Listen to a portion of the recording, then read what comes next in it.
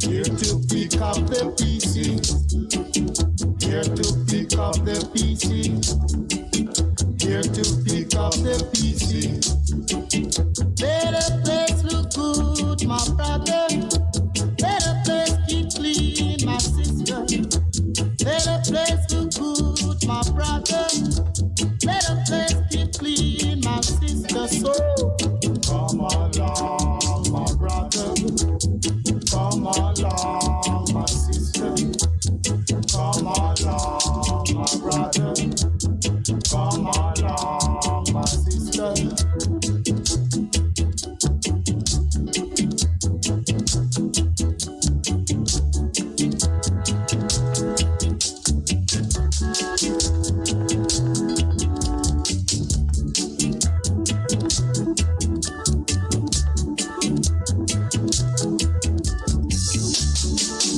Here to pick up the pieces. Here to pick up the pieces. Here to pick up the pieces. Let the place look good, my brother. Let the place keep clean, my sister. Let the place look good, my brother. Let the place keep clean, my sister. So come along, my brother. Come along, my sister. Come along, my brother. Come along, my sister. Come along, my brother. Come along, my sister. Come along, my brother. Come along, my sister. Come along, my brother. Come along, my sister.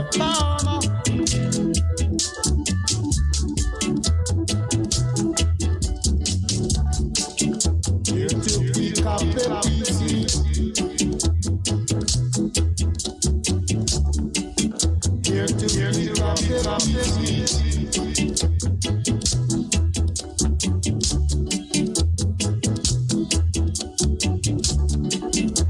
Let the place look good, my brother.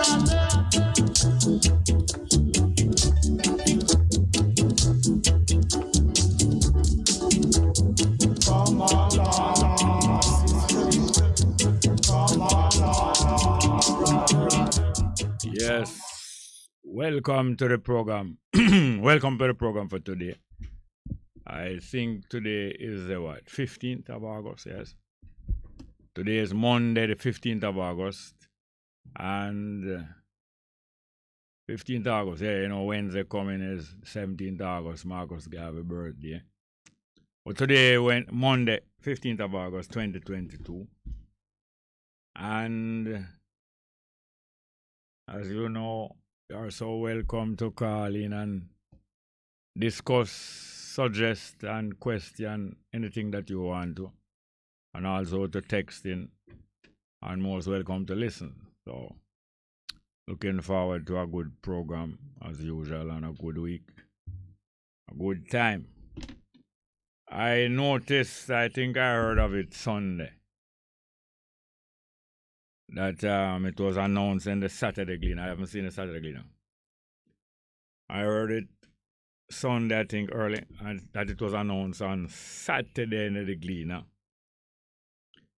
that Leonard Howell, the man who spread the Rastafari movement in Jamaica, he was not the founder of the Rastafari movement. He spread, him and others, but him is the main person, spread the Rastafari movement in Jamaica after the coronation of Haile Selassie, 1930.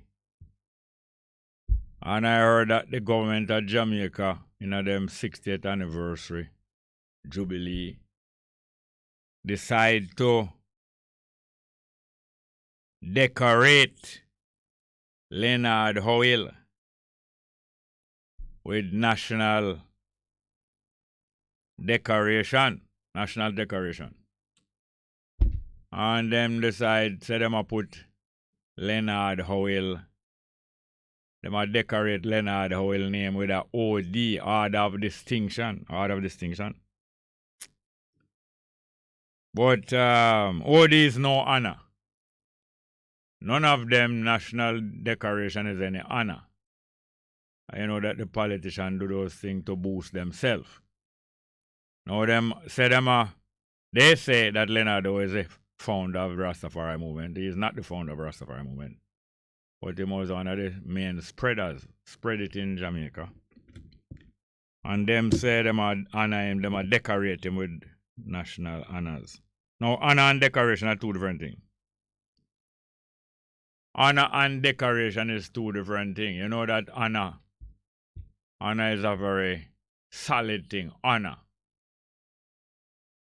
What them are do, them really dishonor him still. Them put the decoration of OJ upon Babsy Green same time. Same time in them Jubilee, the government of Jamaica, the Labour Right government of Jamaica, put on a decoration upon Babs Grange. Not only Order of Jamaica, but Command of the Order of Jamaica, because you know that them national decoration there. Them have most of them is in the orders, the different orders. But them have the commanders of the order, which higher than the rest of the one them in the order. Them put Babs Grange as Commander of the Order of Jamaica. And them give Leonard Howell now, them claims that them give Leonard Howell decoration, which is much lower than what Babs Grange get. Now look upon it. You know, said that I use Howell. Use Howell and for boost up themselves.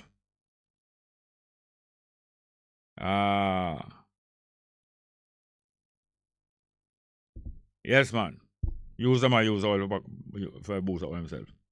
And the same, I think it was the same article in the Gleaner was explaining how the British launched attack on Leonard Howell 1954. The British. Yes, it's the British will launch the attack, but who them use? Them use them chief tool and spear, which was Bustamante. Because that's what they picked these people for, to use them against us. It's Bustamante them use to attack Howell. Use Bustamante to attack Howell, and yet now them are put on national honors upon Leonard Howell, national decoration. And Bustamante was the main man, which was used against Leonard Howell, and for the whole of the 1950s. For the whole of the 1950s, there was repeated attack, even before the 1950s, from in the 1940s. The British used Bustamante and the police and the soldiers against Howell and the Rastafari movement. By the way, there is some other people who get concerned. Last week, I don't know if you remember that I was reminding you that sometime last year, a lady called in twice about working with the solid waste, collecting garbage, and not getting our money. Many times not getting our money. And you know, recently, it emerged that thousands, hundreds of thousands of checks have been lodged in somebody else's name. Hundreds of thousands of checks to be paid by the solid waste authority, the government agency that supposed to deal with collection of garbage and public cleansing. Hundreds of thousands of checks missing from people pay, and yet one person collect those hundreds of thousands of checks and carry it to a certain bank or branch of the NCB. And when every time that person go lodge them check that is not in his name, is the same bank teller lodge the check in his name. So you know there's arrangement with that bank teller. Some arrangement with that bank teller, if not with the NCB themselves, the whole NCB. And some other people now start to complain about the same thing. But it's the same people money. When them say it's contractor money, you believe it's some big contractor who have some truck or some big contractor with some construction for solid waste. And the same little small people them call contractors. The littlest people, them thief the most. Them thieving the littlest people the most. And them do have any defense. And it's big boys organized than girl. Big boy and girl organize them thing. But if you understand how the whole system work from the beginning, you would know, you would understand more what's happening now. Because right from the beginning, the stealing of land is a business. And all what them do, all what the different super rich people been doing from ancient time till now is a business. The stealing of land is business. And the capturing of land is a business. And the capturing of countries. All those things are business. So when the British come capture Jamaica, it's a business. They must do it. It's a business them set up. And capture Jamaica and set up a business. Set up a business. And them run it for hundreds of years. And then afterwards, when them modernize business, them arrange the business a different way and make some of the people in the captivity run the business for them. Like how, in prison, the prison authorities use some of the seasoned prisoners and some of the long-time prisoners and some of the prisoners who them can trust to run the prison for them. If you understand that the capture of Jamaica was a business and Jamaica being run by the British is a business, and them hand over the business to them chosen people in Jamaica, which is in our case, the case of us who born in Jamaica, them hand over the business to locally trained workers in the business, and after a while them start give them a contract to be the managers of the business. Anyway, the numbers are 619-1508, 619-1508, and 279-8473, 279-8473. Now we can get to our young people and our children quite easily. Might not get to every one of them same time, but we can get to our young people quite easily. When we start to make our young people know some things about the laws, about them, the young people. The first thing about the laws about the young people is that when young people reach 16 years old, them parents are not obliged to support them any longer. That's the first thing how we can start get the attention of our young people. Make them know that the laws of Jamaica set up that when them reach 16 years old, the parents not responsible for feed them, give them place to sleep and shelter, or to give them clothes any longer from them reach 16 years old. All right, let us get to the telephone. Good morning, welcome to the program. Morning, brother Jerry. Franco, I hear you up. Wagwan. Bless up, my brother. Well, I have a couple ladies, no one send out respect to them this morning, not Jerry. Mm-hmm. Yeah, man. First of all, mother turned 80-year-old tomorrow morning. Your mother? Your mother? Yes, man. My mother turned 80-year-old tomorrow, and I'm one big her up, She's in Jamaica? No, she's in Baltimore, Maryland, Oh, yes. Yeah, man. They're nice to get together. The family had a nice to get together with her yesterday, Yeah. Yeah, man. So, I'll be her up on her 88, That's good. Yeah, man. Really big up, man. You don't know. The watch the boy, a big you up, bless up. And she know that you participate in radio program in Jamaica? What you say, brother? She know that you participate in radio programs in Jamaica? Yeah, man. Me tell them how to get in contact, man. Them a listen, man. Good. You hearing me? Yes, man, I hear you. No problem. You hear me? Yes, man, I hearing you well.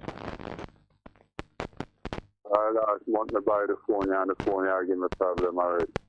Yeah, sometimes we don't understand it well, and sometimes it's not working well. Yeah, man, for real, man. For next lady, more heal up on Miss Minette Lawrence, you know, more send enough love and respect to Miss Minette, you know. Big up Carbo too. Minute Lawrence Carbo. Yes. Miss P.I.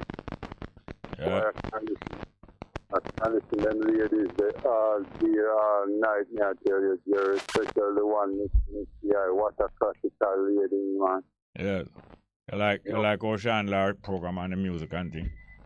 Why me I tell you, and the lady, they all Miss P.I. Jerry, me I tell you, she want a special lady. All of them special, but me I tell you, I have a very special liking to Miss P.I. This is why I love your art. Positive and just that lady down to earth and man, what a fantastic empress, man, may I tell you. That's great. Hello? Yeah, man, that's great when you can appreciate them. Yeah, man, I appreciate them, man. Now I'm big up one lady in my area too, you know, Miss Mullins. Miss Mullins, big up yourself, you know y'all listen, you know, Miss Mullins, you want empress too, you know, nice down to earth empress too. Yeah. Yeah, man, for real, man. And more ladies more big up in about me, I'll let you there, so. All Right. Wanna give me a problem. Anyway, bless up our manners. Me there, I'll listen here, brother. Bless up yourself. Yeah? Yes, all the best, Russ Franco. All the best. Greetings to your mother and all the other ladies. All right, mother birthday tomorrow. Next one, good morning, welcome. Yeah, Mr. Smart. Oh, go on. Yeah. What going on, Bobo? Over where? Over where? Where? Bobo Hill.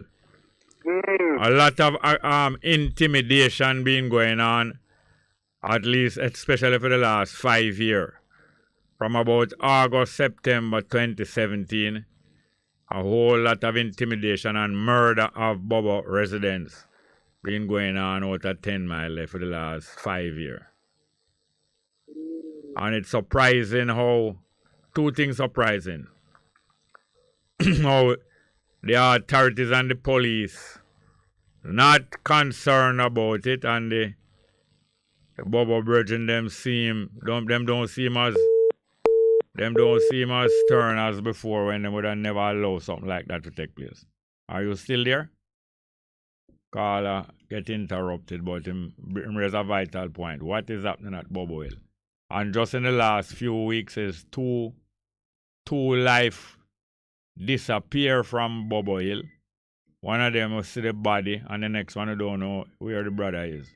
Priest Headley disappear. I hear that he was kidnapped by some of the same aggressors a couple of weeks ago. And then the teacher named Sister Sharon, Empress Sharon. And several more brethren between 2017 and now. Place burned down. Man come in there with red, gold and green M16. Claiming said them a work for Rastafari. You know, no such thing. Them are imposters. Have any more call? Good morning, welcome to the program. Good morning, Mr. Jerry. Welcome. Yeah, my name is G. They call me G. Your name is what? G. How you spell that? G-E-E. G, okay. Yeah. Yeah, you able to find it still? You sound very muffled. Hold on, you sound very muffled. What is the reason why your voice sounds so muffled? Hold on. Can you hear me now? Scarcely better, but go ahead. Yeah, I'm a program that just done before you went start. Yeah. The lady, the man that the last man that talked to the lady. I think was that Kremlin? No, was that Carter or Kremlin? I think it was Carter. Yeah. I talk about the dirt and the mixing them and everything. No, that's our brethren name. What them call him? Remedy. Call himself Remedy. Yeah, man, the last man that come out for the program. Yes, him call himself Remedy. What happened to him? Yeah, more than that. Yeah, more say. Come through the program with just in that. Talk slow. Don't speed up your talking. Talk slow. Go on. What you would do? Yeah, me want to call ladies to get team can get to talk. No, you still. I tell you to talk slow, but you're not really paying attention to what I say. Please talk slowly and tell us what you mean. Yeah, I would like to get to him. You want to get to him? Yeah. Well, I don't know him number.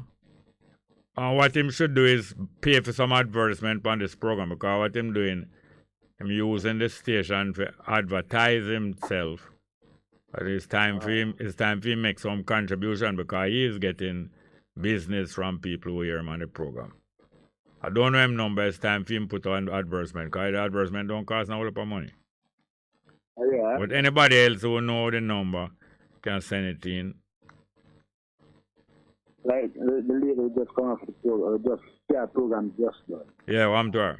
She got tried to get to her, but through the program done, look like I'm gonna get to her, you know. Oh, so it's the first time you ever hear him?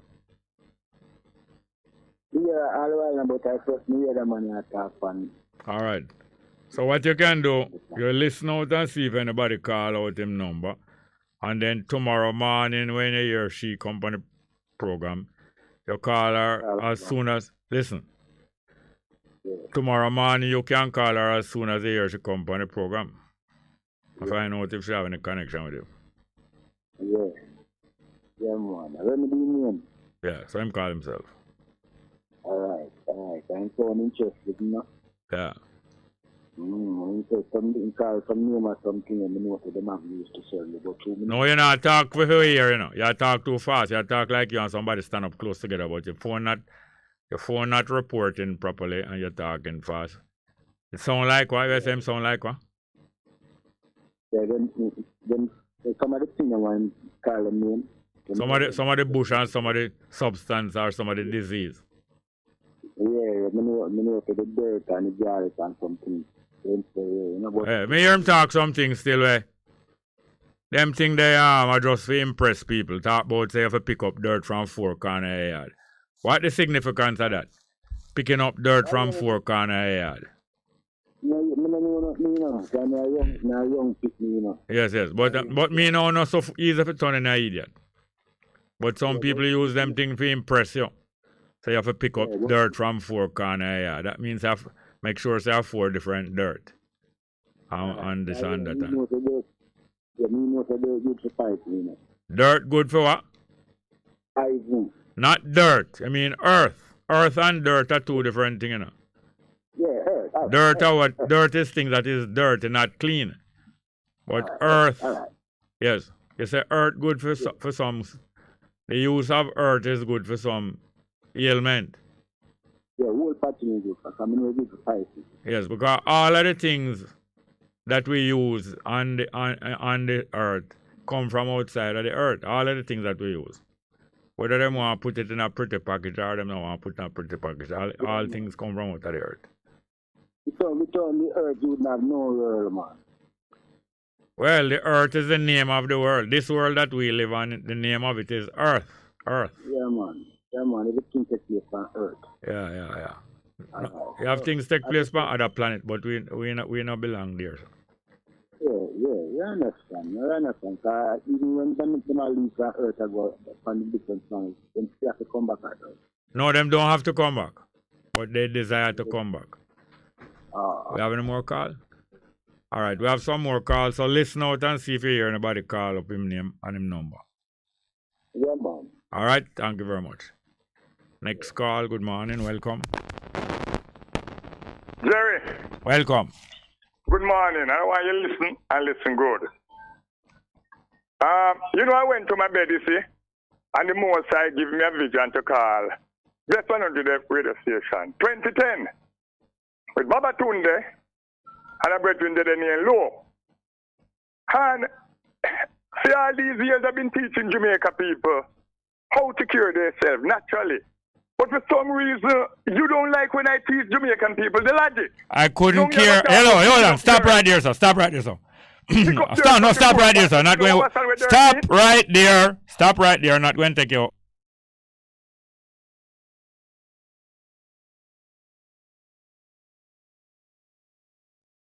Why you cut him? No, man. Please don't cut them unless I ask him to cut. What do you actually mean by impress people? No, hold on. What you say about? Jerry, you're the ignorant, stupid person. Yes. Yes, but you can't turn me in. You don't want your people to be educated. Money you look. Money you look is money. Is money. You're the ignorant, stupid person. Yes. But you're general. The character change your ways. Yes. Stop on Jamaican people live in a stupid way. Yes, but you're a general. You're a general. What is dirt is dirt. You're a general. You're too damn stupid, dirt. Yes, I know, but you are a gen. I am stupid. Hello. Yes. Tell them where you are going, man. You're too damn fool. I must go along. Every time I listen, you just piss people off. Yes. Every Jamaican people, you try to be stupid. You are a.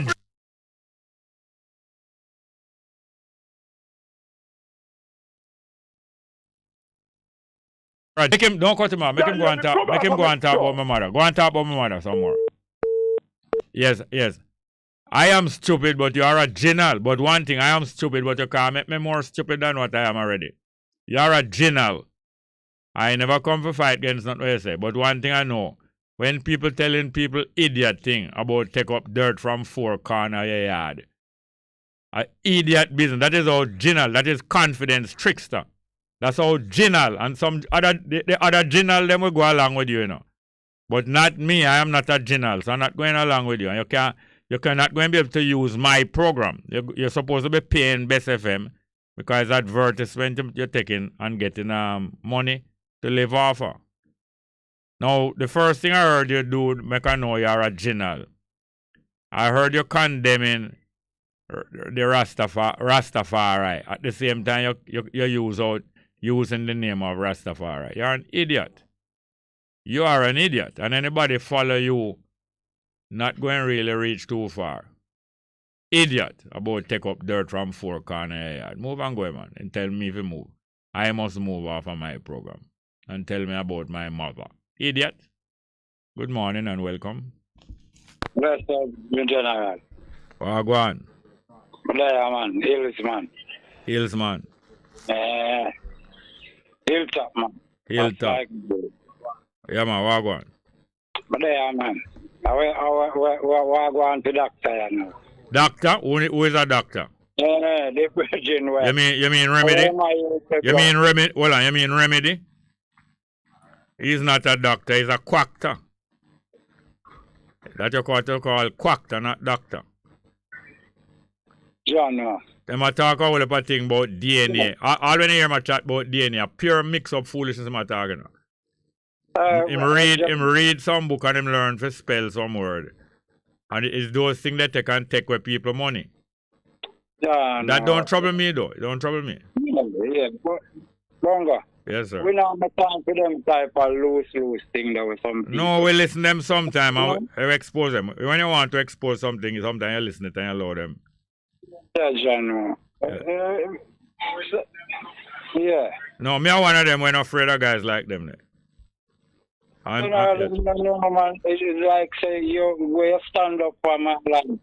And them thing.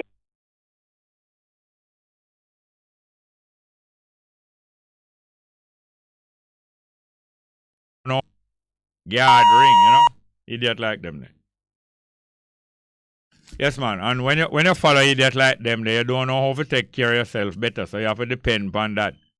You depend upon them. You're not going to fight. You're not going to overthrow Babylon. You're going to go along with Babylon. You understand me? Me listen them good, you know. Me listen them good. Uncle Jerry. Good morning, ma'am. Uncle Jerry. Morning. Yeah, I'm Miss Pauline. Oh, Miss Pauline. Yeah, remind you about the door. I mean, they call you about the door. Oh, the door is 6'10" by 3 foot. Yeah, man, anybody have a second-hand door or even a new door can give Miss Pauline. 6'10" by 3 foot. No, 28 by 3. 28, no, how much you say? 28 by 3. 28 what? The length. The length is 28? Yeah, by 3. The door are 3 foot high? Huh? The door are 3 foot high? No, man. 28 inches? Somebody made that to me, 23 by 8. No, man, you have mixed up the number. You have to write them now. You said 28 inches, like what? Oh, no, you said 23 by 8. 28 by 3. No, 3 foot high? The door are 3 foot? No, crossway. 28 is 2 foot 4 inches. Oh, that is small for your door, but yes, you have some door. Have some doors small the way, the 2 foot 4 inches. And the height is what? The height at 28. No, that is the width. And you are telling me that the height is 3 foot. That must be a rabbit hutch. Or a bird house. Eh? They're going to make somebody measure it again. Not only measure it, make them write it down. Not only measure, they must write it down. All right. Yeah. All right, good. Not only measure it, make them write it down. Not only measure, they must write it down. Yes. Make them write it down and you call me back here, ma'am. Yes, it is. Life is beautiful. The more we understand life is beautiful. And we know we don't have to depend upon no general, nor no con man, neither no con woman. Don't have to depend on no con man or no con woman. And no con man or con woman can ride on my back. So the numbers are 619-1508, 619-1508, and 279-8473. 279-8473. Remind me of our next guy named Dr. Horace Campbell. Dr. Horace Campbell, a disciple of Walter Rodney. Have some very good history and him understand quite a bit about world politics, especially Marxism and them thing there. But at the same time, him fight against Haile Selassie, but him claim that him is a Rastafari. You understand me? So that's why after a while, him not likes me when them have them international conference and them conference. Him not likes me in the audience, you know. Because him know that I take and him a good friend with one of my brother, you know. Him Horace Campbell, Dr. Horace Campbell, PhD, big professor. I'm a professor somewhere in America, more time him there at China all about. But what do you think happen? Fight against Haile Selassie, and yet him say I'm a Rasta. So I have to confront him about 2 to 3 times in some conference. And I ask him, how can you be fighting against Haile Selassie and claiming to be a Rasta? And him not like my presence there. You understand? One time I see all him and some of the big heads at the university and knock head. So it no surprise me when I see them take certain action. But I'm not afraid of none of them. And it is my duty to confront them. And it is the duty of all of us who know that them are used. They are users and them love prestige and privilege. To confront them. And don't allow them no free ride on my back. Go ride on something else. And go pay a chichi boom. Pan mommy. Good morning and welcome. Good morning, welcome. Jerry.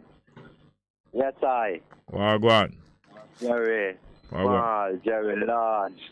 Yeah, man. I tell my brother. That's what's going on. Yeah, man. You know, you have to have a mind to yourself. Yeah, man. You know, whether you and a person agree upon the same thing or not, a lot of people have their mind to themselves. That's what mind mean. Mind mean self-thinking. That's what mind mean. You know? Mind. Yeah. I prefer you tell me the truth in your heart or you really feel and not tell me make up, you know? Yeah. Yeah, I respect. Flat, they call them the flattery. You can play somebody a compliment, you know, or give them credit, which is talking good, positive thing about them, whether to them face or behind them back. But you have a next thing named flattery, where people tell you a lot of nice things to make your heart flatter, make your brain flatter, and you get stupid, you know? Yeah. Your brain get locked on the flattering instead of thinking. Yes. About the whole circumstances, you know? You just find your mind locked on the flattery with your love praises and them things. Yes, you know? yes. Anyway, when you say, you talk about this virgin now, same a Rasta, but him fight against Haile Selassie the first. You mean this other the professor guy, Horace Campbell, yeah? Yeah. Now, when you say fight against, I in myself are thinking, fight against the teachings and the Leviticus. His mother is a man, him live when preach, you know, when teach. Yeah. Him understanding of life, as him say what life has taught me. Yeah. Yeah. He's a man who live where him think. Yeah. Right? So if a man say him a fight against Rastafari, although him call himself Rastafari, I mean him a fight against the teachings of Rastafari. No, what happened is this now. Him said that him is part of the Rastafari movement and him is a Rastafari. But at the same time, him support the overthrow of His Majesty. And him describe His Majesty regime as oppressive and all kind of different things. Yeah. And that is why one time I asked you, you know, when a person said them a Rastafari, I wonder what they mean. Yes. You know? Remember me answer that question there? Yes. Yeah, because sometimes I want them a Rasta, but the teachings of His Majesty Selassie the First is like they must say something different. Yes. You know, all right. Me and you can say we are Rastafari. Yes, yes. And me and you read and learn of teachings of His Majesty, and probably may have two different interpretations how we have seen the words of His Majesty. Yes, yes, yes. You know, but when I want definitely I go against the teachings of His Majesty and say my Rasta, sometimes one of him, what he's really saying is that him did sit down on the throne in Ethiopia and him did lead Ethiopia against the fascist invasion, and him did go in the League of Nations and pronounce today for me, tomorrow for you, and them thing there, you know. Sometimes I only for that they must say when them say them are Rastafari, because no, what happened is that what happened is this. Campbell is a guy like Walter Rodney saw and realized the potency of the Rastafari movement and the Rastafari education, being an educator, political educator of the ordinary people in Jamaica. That if them don't even go to school, if them sit down and take the analysis of most Rastafari about Jamaica politics, them will learn plenty about the politics and be on them guard. And Walter, I was very impressed with this from him. He was a student in Jamaica. He came here when he was 18 years old. And before him leave 3 years later, he had a lot of Rastafari associates and he used to even talk at some Rasta meeting. When him come back in 1967, December to January 68, him knew some Rasta that was here before, but him never make no contact with them yet. But he make contact with some of the younger one in the campus vicinity, Augustown campus. Start move with me and start go a different Rasta assembly, go House of Dread, which part of play football, him go all about with me. And then him start to give some, we used to run some little class on a weekend, and him start to teach some of the class them. And him knows Rasta is the most potent force in Jamaica for Africa. Well, Horace Campbell also was a disciple of Walter Rodney and a follower of Walter Rodney. And when Walter Rodney get assassinated, him try to carry on the work where Walter Rodney do, but him do it in a way now where him not so skillful like Walter Rodney. And him show him hostility towards Haile Selassie and talk out against Haile Selassie at the same time him saying he's a Rasta. I have heard him say that he's a Rasta at least 1 dozen times at the various places in the world, various thing, you know? Yeah. No? Well, Yeah. I would say this life is a test, you know? Yeah, man. Yeah, and you have to have people like that who come up. Even when you read the Bible and style and things, people say them are Christian and, you know, them approach it are different. It's like them are fight against Yahshua, the Christ teaching, and I look life as a battle. Yes, you know? because a lot of things have been printed that is said to be Christ teaching that I don't swallow. Because I know that the people who wrote that and print that wanted to trick us. So I know that a lot of trickery still is in some trickery was pushed into the Bible. I know that. Through interpretation and through translation, a lot of trickery was pushed back into the Bible. So I know that I must read it with understanding, and I'm not going to swallow everything in there. Not going to. So, and that is why the Bible says, tell you about adding and subtracting, you know? Yes. You have to think Yes, yourself. Man. Yes, man. And to what really makes sense. Mm-hmm. Yeah, man. Now, for instance, apart from Bible, I admire Fidel Castro from a little youth because I have followed the Cuban Revolution from before Castro take power 59. I was 10-year-old when him take power the 2nd of January 59. And I follow it up because through my people, them used to buy some other publication from the years before, and I read them up. I get to know, say, right beside Jamaica, a revolutionary fighter go on. At the same time, I admire Castro and the work him do very much. Him do something where I don't like, which is against me. Like, for instance, him assist the military in Ethiopia to carry out the revolution against Haile Selassie.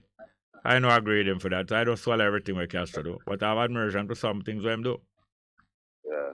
Gaddafi also, Mugabe also, them do, even Mandela also, do things that I admire. And afterward, I see them do things that I don't admire at all. So I have some reservations. Marcus Garvey too do. I love Marcus Garvey. Him do something that I don't like at all. And yet I say I say forgive him for some of the things him do that I don't like. Yeah, God. Yeah. So and when you look on all these individuals, you know, and you look on His Majesty, you know, here I say, where's Majesty? You know, if His Majesty fight against anybody who are do good at, you know, who can come up with something for sure His Majesty did a fight against a man who really are do good or, you know, him always is a supporter of every good movement. Yes, yes. And yet I see Haile Selassie writing about him activities and some decision he make. And I see him say that he make some decision that was not the best thing. And yet some people that say Selassie never make mistake yet. And I see him write, and that's why I'm write it and tell you know. Him write it and tell us that him going for warn us, so well then careful of this and careful of that. And yet some people say Selassie never make a mistake from him born. Yeah. But you know. All right, bless up. Thank you very much, yeah. Come on. Yes, it is enjoyable. Life is enjoyable. As I say, we can get to our young people. We mightn't get to all of them one time. But I'm sure that if we start to discuss with our young people, especially our children, that the law says that we don't have to support them after them reach 16 years old. We don't give them no more food. We can put them out of the house and say, you can't live here. And we can stop buy clothes, give them, and we can stop pay for them go to school. The law says we can do that. And yet, at the same time, we can show them, say, yet I don't follow the law. I will still support you after you pass 16. What is the reason why I'm going to discuss that law with them? Because I want them to know what else can be done when young people reach 16-year-old and don't have the protection of their parents and the law. And the law also said them free for making a sexual decision what them want to make. Before them is 16, them not free to make any sexual decision and to make nobody play with them sexually. And yet, life provide them with the feelings of sex before them reach 16-year-old, and life provide them with the ability to have children. So I know I can engage, and all of us can engage with our young people just by discussing that topic with them. And gradually you and the young people and your children start to become good friends, and them start realize that you have some things to show them. And them start get more mature and realize, all right, me and my parents and me and my elders, they're on the same page. Now, when I was 16-year-old, I left my people yard. And then the two of them decide to divorce my mother and father. And when them decide to divorce, them go to court. Them going to court. It was not home court. It was a private court in the Chief Justice chambers. Because you can't have like a private court in a one judge chambers and nobody outside can hear, you know. And both my old man and old lady, them talk something that wasn't true. The two of them, through them, don't want to take responsibility for me. I did left them here, you know, but them still never want to take no responsibility for me. The two of them tell the Chief Justice that them can't control me, so therefore them not keep me at them yard. I never will want to go to them yard, you know. But them supposed to provide some money for me, but the law say them do have to provide no money for me after me reach 16, but the court still tell my father say I must provide some money for my welfare even though I pass 16. So what him do? Him say him can't control me. And my old lady also say she can't control me. But the court I try to decide now whether him to provide some money for me and make me have it, or whether him to give my mother and make me live with my mother. And the two of them make up, not together, you know. Each one of them tell the court that them not have no control over me and them no want no responsibility. I have all the documents and the paper and the letter them when them writing them. I have them now, can show you. So from before that, though I didn't know, so when I read 16, them not have a mind me again, you know. And I'm glad me up on my one from me at 16, even though it is good when parents and children get along so well that all when them pass 16, the parents decide that they must support them. They must make them live at them yard. They will teach them to drive them car. They will help them to get them license. They will ask them what kind of work them want to do. And then we send them go on next school and we can train them to do them kind of work. Or if them want to start a business, the parents will say, all right, we are going to save up little money. Where would I give? Or that we would spend on you. We'll save up some money gradually. And after 2 years, by the time you're 18, we give you all a $10,000 or $20,000 or $50,000. And you start a little business where you want to start. And we there guide you for say, no, be careful of that. Or do the other thing and guide you. And you and your children get on all after them pass 18, you still get on, you support them. But we have some other things to discuss about that because the government, any proper government in our country is going to act like parents of children. And any proper government in a country, if that government or previous government has made a law that parents not responsible for children after they reach 16 years, the government of that country is going to start act like the parent of those children after them reach 16 years old. And the government of that country is going to provide some living accommodation for all children whose parents don't want them to stay at them yard. And they're going to use that living accommodation and turn it into a living facility. Like a college, like what college have dormitory for adults to study and live. And while those children who parents don't want to take care of them through them past 16 is under the government care, the government now going to provide those children with some kind of training.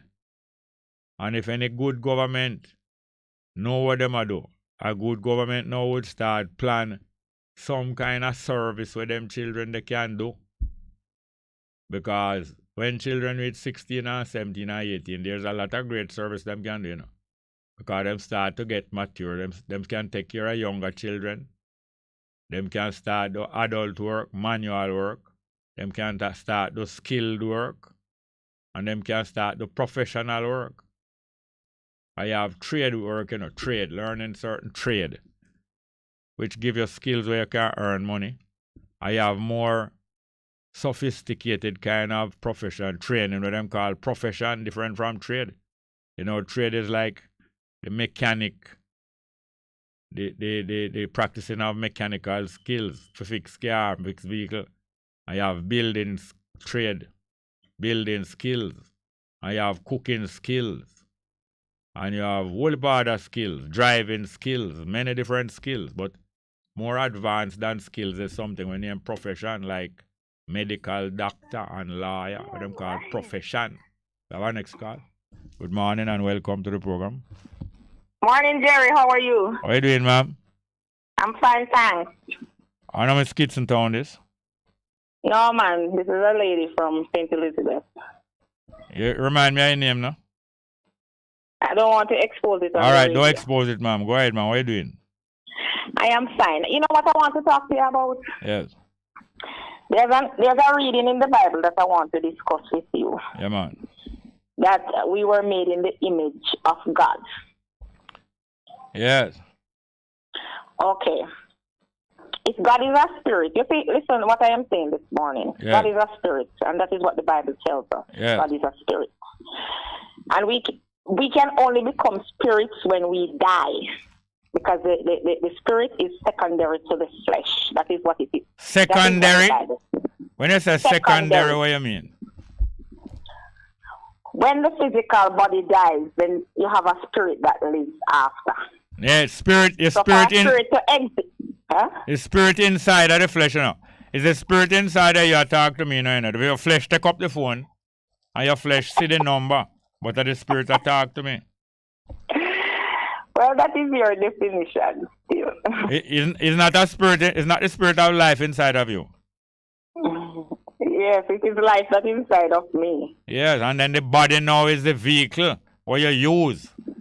You use the vehicle and pick fruit, and you use the vehicle and take the food, put it in your mouth and make you feel good. And then your spirit decide who is not to touch you, who mustn't sit down near you, who you don't want to talk to, and who you want to call 3 minutes before 11. And your spirit decide them thing there. Are you in agreement that we are the image of God then? No, me and you going to come in agreement after 11 o'clock, but before 11 o'clock now. If my spirit agree, if my spirit with the spirit of life agree with your part of spirit on this thing, you're going to give me your number. Half the year, come, I don't want nobody get your number unless you want them to forget it. So you're going to give me your number. I don't want them to get it, so I'm going to give you my number off the ear. And then afterward, if the spirit take, the spirit will take off after 11 o'clock. All right. Thank you very much. 11 o'clock, not a eyeball. Yes, sir. Pick up the pieces.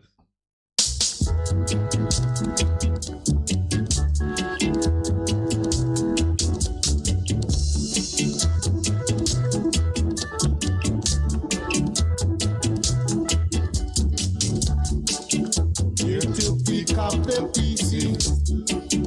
Here to pick up the pieces. Here to pick up the pieces. Let the place look good, my brother. Let the place keep clean, my sister.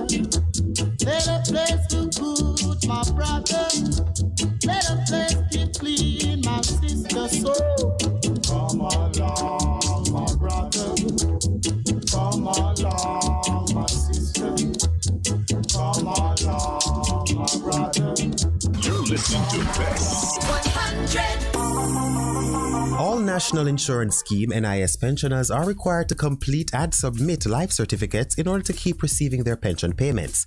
But what is a life certificate and what do you need to know about completing and submitting them? Stay tuned to find out more. I'm Jermaine Nelson.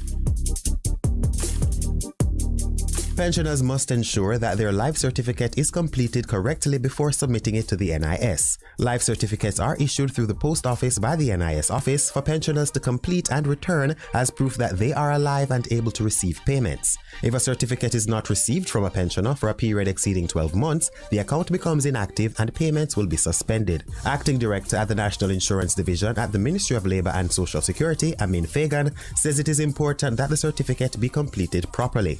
There is a return by date, and that is the date by which a pensioner should return it to any NIS office which is most convenient to them. It is important to note that the life certificate will not be accepted if it is not completed properly. So therefore, the pensioners should ensure that the life certificates are signed by themselves, or if they are incapable of signing, then they should have a medical doctor sign, and the medical doctor will indicate that this person is unable to sign because of medical reasons. The life certificates must also be co-signed by persons such as a justice of the peace, a school principal, or a bank manager.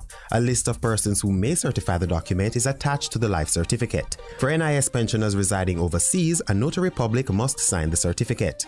The completed life certificate is to be returned before its expiry date to any NIS office convenient to the pensioner.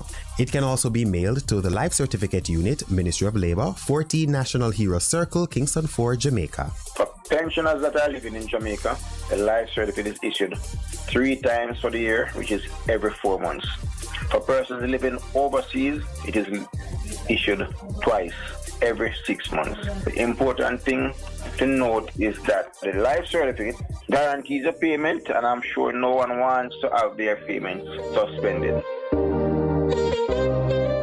Another thing for pensioners to bear in mind is the importance of ensuring that the address on their life certificate is current. If pensioners have changed address and/or contact information, they must inform the NIS office immediately. There's a sheet or an insert in the life certificate that gives you that option, so you can complete that change of address or change of details form which is attached to the life certificate and submit it also when you're dropping off the life certificate, and then we'll update your address. What we don't want you to be living at one location and the life certificate goes to a different and old address. Mr. Fagan points out that for persons living and collecting pensions overseas, life certificates are sent to the overseas address that is given. However, there are instances where pensioners live overseas and opt to receive their pension in Jamaica, either through agent or through direct deposit. If you are living overseas and you are getting direct deposit, we can send the life certificate to you directly overseas if you update your address accordingly. If you opt to get it through an agent, we will send the life certificate to the last known address that we have for you. So it is important again for you, wherever you live, overseas or in Jamaica, to update us with the correct address as to where you would like us to send the life certificate for you to receive. Mr. Fagan also notes that life certificates are not currently downloadable or available electronically. However, the ministry is presently working to make life certificates available electronically on request. And that's where we end this feature. For more information on life certificates or any pension query, contact the NIS by calling 876-922-2800-14 or visit the website mlss.gov.jm. Thank you for tuning in. I am Jeremy Nelson.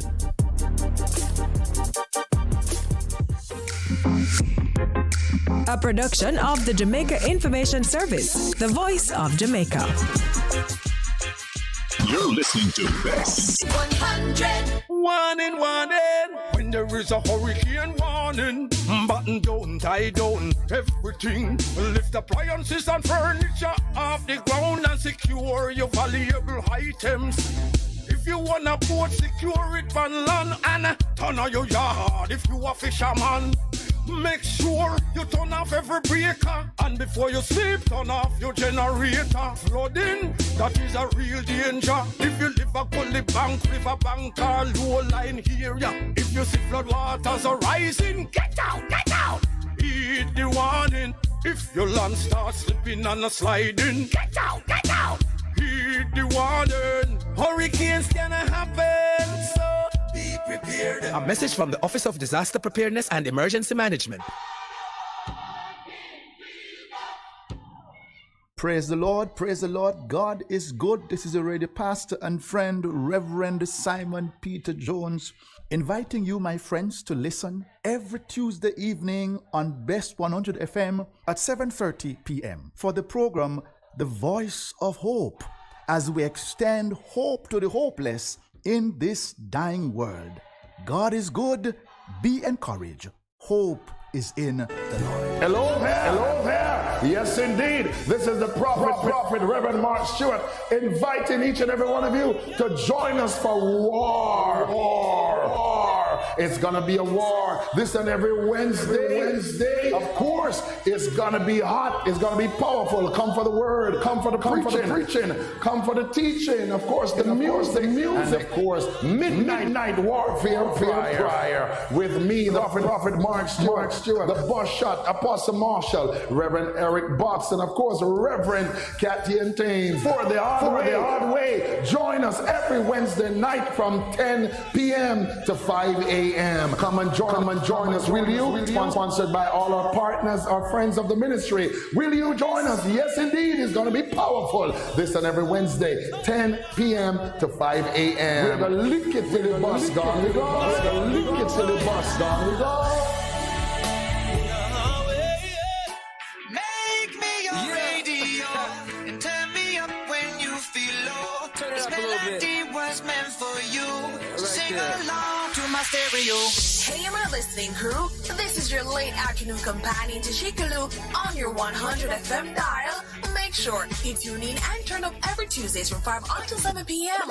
for OTAWTL. That is on the ear with me, yours truly. A program that will leave you inspired, entertained, and informed. With the credit giveaways each week. Street Link, where we go in the streets to find out from the people what is hot and what is not, and so much more. And guess what? You can now voice your birthday shout-outs on our WhatsApp line at 876-438-9442, and we'll play them live on air. So what are you waiting for? Turn up Tuesdays from 5 to 7 p.m. right here on Best 100 FM, the station that is sizzling every day.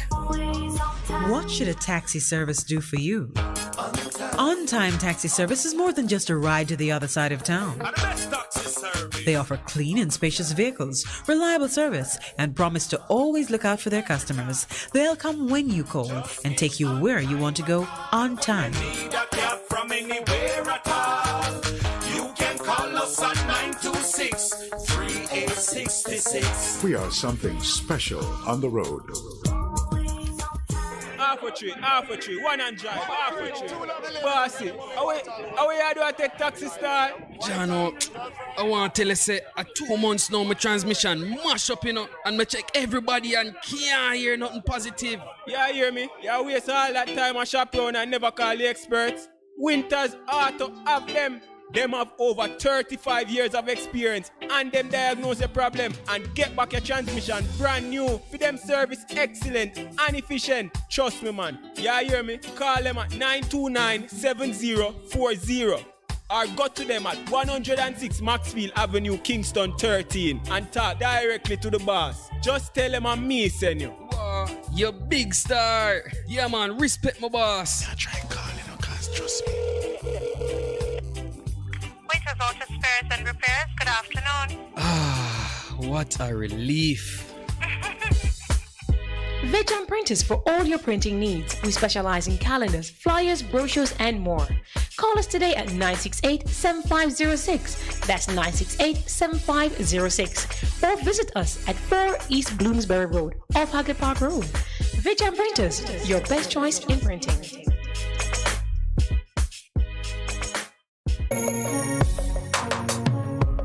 Looking to clean your vehicle super clean? 123 Clean Car Wash, located at 2 1/4 Osborne Road, Kingston 10. Entrance on Grove Road, below Tropical Battery. They wash and vacuum, undercarriage wash, engine wash, polish and compound, shampoo and detailing. Call them at 876-631-3400. 123 Clean Car Wash, the best in the business for a cleaner wash. 1, 2, 3, believe me, it's so easy. 1, 2, 3.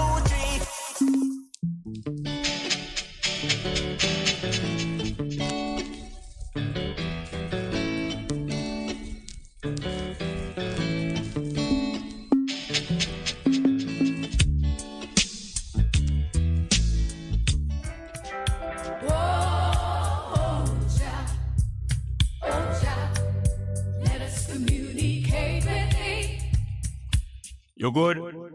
You can get better. Spread the word. Straight Up gets better on Bess FM. Straight Up Jerry Small, Mondays, Tuesdays, Wednesdays and Thursdays on Bess 100 FM. 10 a.m. till 2 p.m. I'm your host, Robin Jerry Small. The numbers are 279-8473, 279-8473, and 619-1508. 619-1508. Also streaming live on the internet. Bess FM, Straight Up, Robin Jerry Small.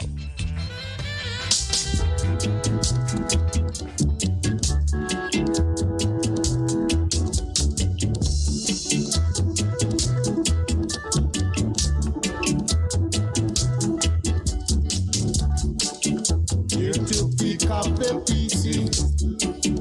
Here to pick up the PC. Here to pick up the PC. Better place look good, my brother. Better place keep clean, my sister. Better place look good, my brother. Better place keep clean, my sister. So come along, my brother. Come along, my sister. Come along, my brother. Come along, my sister.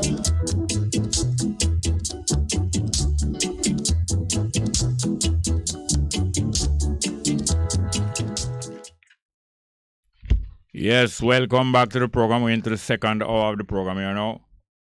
And we're going to take the first phone call. Good morning, and welcome to the program. Things, Bongo. Morning, welcome. Blessing. I'd like to have a little clarification reasoning with the eye. Yeah. time has really come for that, you know. Yeah. Do you know that Rastafari is the Almighty? What you mean by Almighty? Do you know that Rastafari... What do you mean by Almighty? Can you not explain what you mean by Almighty? Well, I asked you the question. You answered. Yes, and I have to know what you mean by Almighty. The Almighty God. What you mean? What does Almighty God mean? What is the value and what is the what is the capability of Almighty God? Let me say it for you. It's the God of the scriptures, the God of righteousness, the God of love. And what is the capability? What is the capability of Almighty God? Please. I ask you a question. Your answer to this. All right, here it is now. All right. Who you know to be Rastafari? Rastafari is the Almighty God. Who do you know as the identity of Rastafari? Which person? Rastafari is the God of the scripture, the God of love. All right. Go on talk. Since you're afraid to talk plain English, go on talk. So that is not plain enough to you. All right, it's okay. You go on talk. I go engage you. Don't believe I not go engage you, because I'm not afraid. I have asked you a question. Do you know that Rastafari is the Almighty? This is not a questionnaire program. Go ahead and put forward your thinking, and I will respond to your thinking. Okay, so you refuse to answer that. Do you know that, you refuse to answer that question, and it is very important for the clarification that I am trying to see for your listenership. You would like my listenership to understand me better? Hold on, wait till I finish talk, please. You would like my listenership to understand me better, right? Yes. Okay. What is the birthday of Rastafari? So you have turned around now. You have not answered my question yet. Go on, all right, stop. I'm not going to answer no more questions. Go on, talk. Go on, talk, and then I respond to you. Then, let me ask you, who is the Almighty from your perspective and conviction? Hear this now. Who is the Almighty? Shut your mouth for a little, because I'm going to give you unlimited time. Shut your mouth, little. Now, yeah. I am a Rastafari, and I am afraid of no one, much less you. So go ahead and state what you want to state about me or about anything. Go on. You're breaking up. Try again. You know that. You're breaking up. Try again. Talk slow and go ahead. I'm going to say, let me just give you an example of how important it is to know Rastafari. It's a similar scenario when Jesus the Christ asked the disciples, whom do men say that I am? And, according to the storyline, people were itching and butting, and some saying you have some return this, and some saying that, and some saying that. But when him asked Brother Peter jumped up right away and said, "Thou art the Christ, the Son of the living God." And Peter said that with certainty and conviction. And the Christ response to Peter was like he would have said, "Well said, Peter, because upon this rock I will build my church." Now the interpretation of this rock is in different, what they call, both material and spiritual, if you want to put it that way. The symbol of the rock is a symbol of certainty. And it is that certainty with which Brother Peter answered the Christ, that the Christ was saying to him, that certainty is going to be a very important criteria for selecting my kingdom when that time comes. So basically, that is within the context that I asked the question. Do you know that Rastafari? Did Peter say that you are the son of God, or him say you are the father of God? Sorry? Did Peter say, I know you are the son of God, or did he say you are the father of God? Thou art the Christ. And Christ mean what?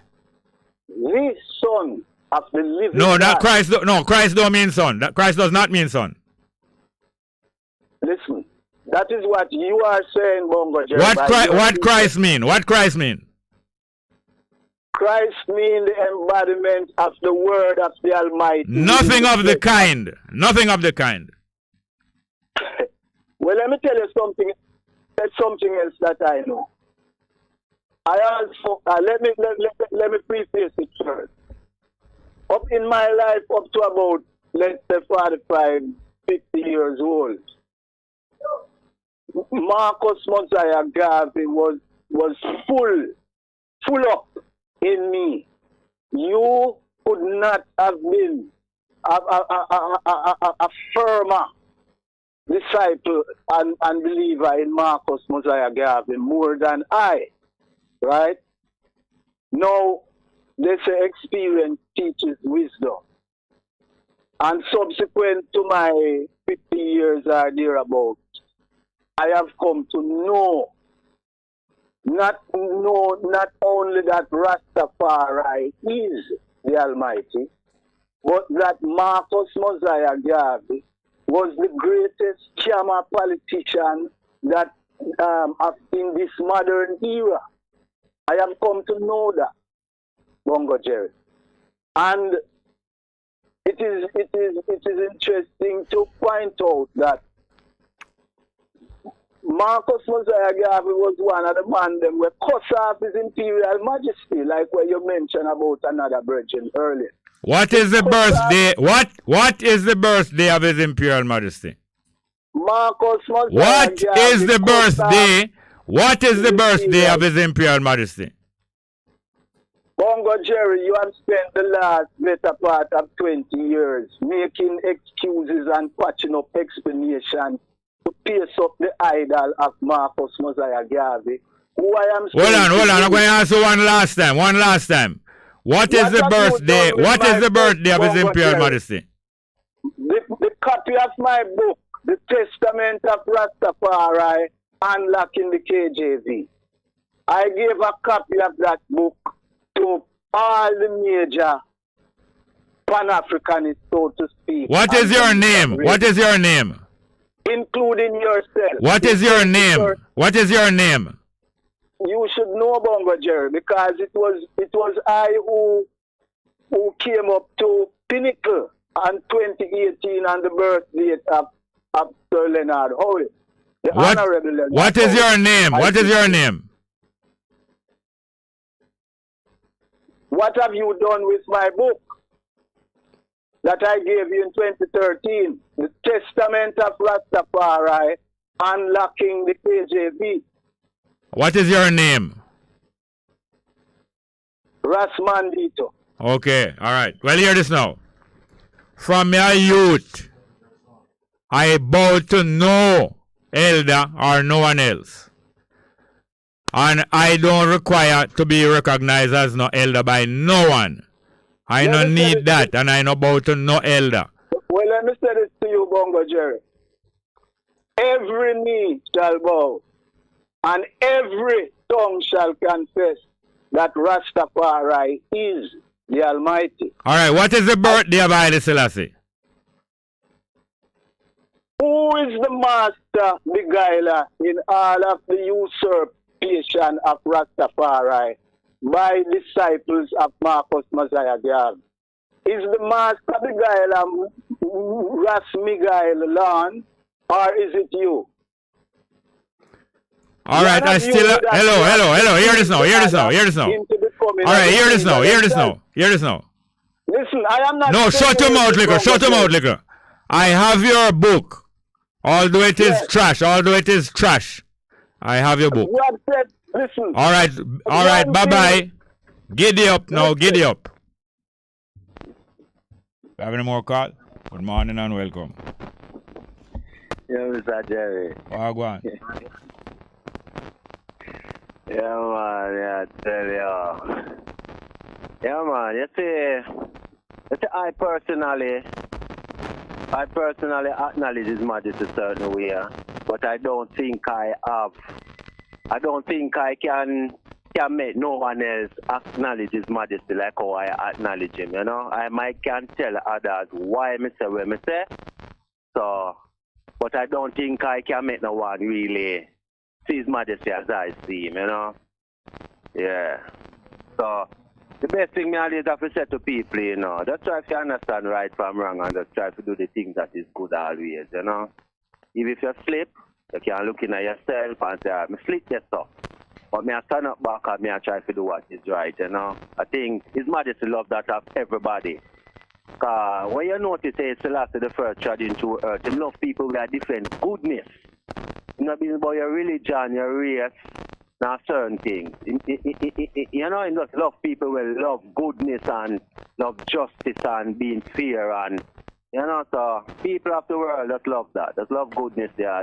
Yeah, man, and that's what I noticed that him encourage us to not to make any enmity or no division through religion. True. Yeah, so therefore it helped me a lot. Yeah. And that is why me and you will ever be friends. Because I look upon you as a good soul.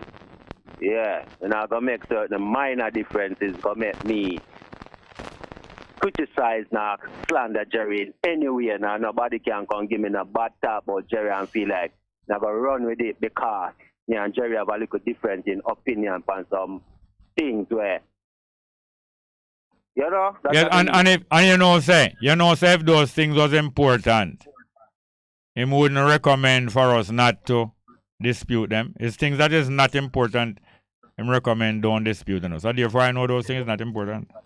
Yeah, man, but in life to Jerry, alright, say yeah go about something, yeah, and some bridging, some other Rastafari bridging, you know? And you have a view and you make a decision and we go about it and along the way the bridging them start to conduct themselves or going in some other way, you know, where it go defeat the true purpose of the first of the mission. You know, so sometimes you can look in at yourself too and you feel like, hey, you know, so I'm sorry me did that, do that. You know? I guess sometimes when we read the Bible and the Bible tell you have a partner in the Bible, it show like God say, I'm sorry met man. You know? Who write that part? No man write it. A man write it and a God write that. Man write that, not God.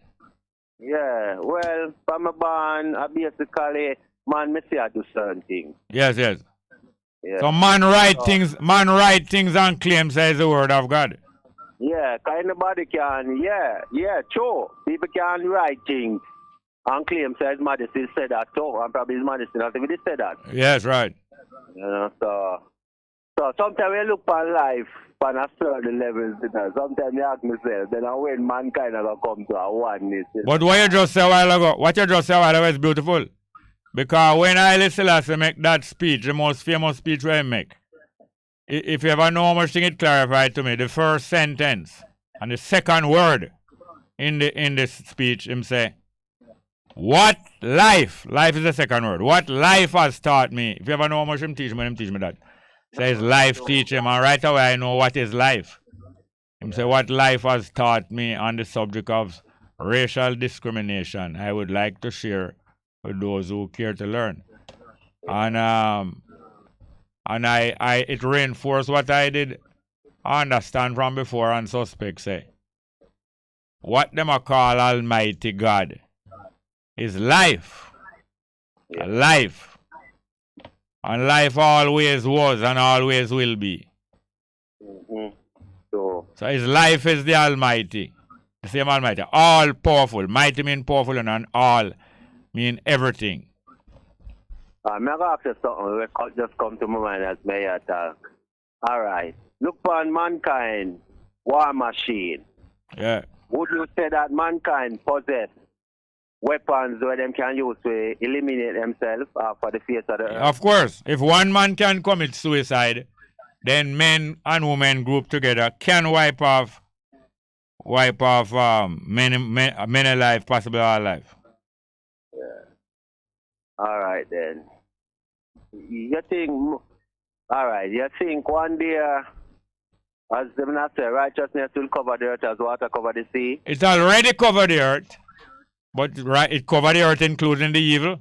Righteousness cover evil. Don't cover up, not hide. When I say cover, don't mean hide. Cover. Yeah. Then if righteousness never cover evil, how many you could have there? Our righteousness cover we, make the evil which we experience never overcome we. You understand? Yeah, man. One day you're working on Mr. Jericho, you don't know. Respect and bless up. Yeah, man, a holy power, man. By the billions. Thank you very much, yes, sir. We have any more call, eh? Good morning and welcome. Bongo. Go on. Take down the vibes a little bit. Come again? No, I said take down. I said I could take down the vibes a little bit. I would never attempt to take down the vibes. Well, I have to explain something to that. Yeah. No, it's Iras Mandipa called for. Oh. No, I said to that, You see when that revelation pertaining to Marcus Mosiah Garvey came to I died in a rasta. Well, you can imagine how I feel when it comes to I. No, well, hold on, let me say. Certain parts of the revelation and intimidation come true to I from a woman that I was with at the time. And believe you me, probably a couple of weeks, it's like my woman can't even touch me, Rasta. I understand exactly how you feel. So me one day I over them. I know exactly the kind of blue or whatever that it would have put to a one will really pull up after the Marcus Mosiah Garvey that has been portrayed to us. Yes, let me tell you. Marcus Garvey and Haile Selassie. I'm a two godfather. All right. And hold on. Yeah. And then now, 1966, when me 18 years old, the second day His Majesty was here, and I saw him twice that day, and I even meet him later the second time. Yeah. I was so relieved when I heard that as Haile Selassie land of Jamaica, he asked to be taken to the shrine of Marcus Garvey to pay his respects. That is the nature of Rastafari. All right, okay. All right. So, what I say now, I actually had to die, or a part of me at least had to die when that revelation comes to us.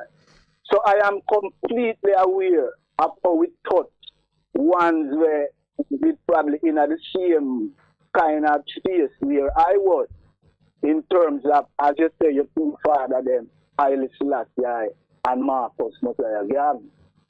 So I know that thing.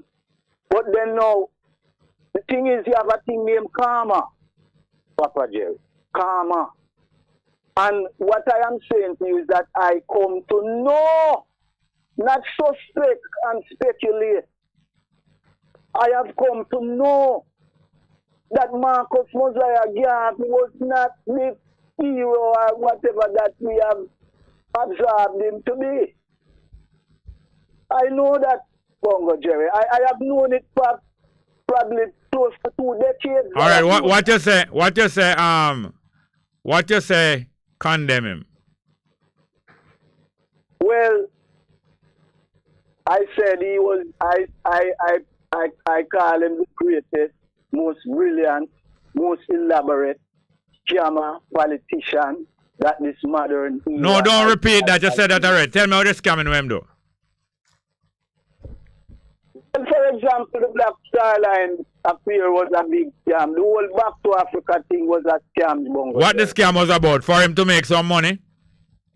Yes. And he deliberately set up all of those things to con the people. Well, put it this way. No, just yes or no first, and then we'll discuss.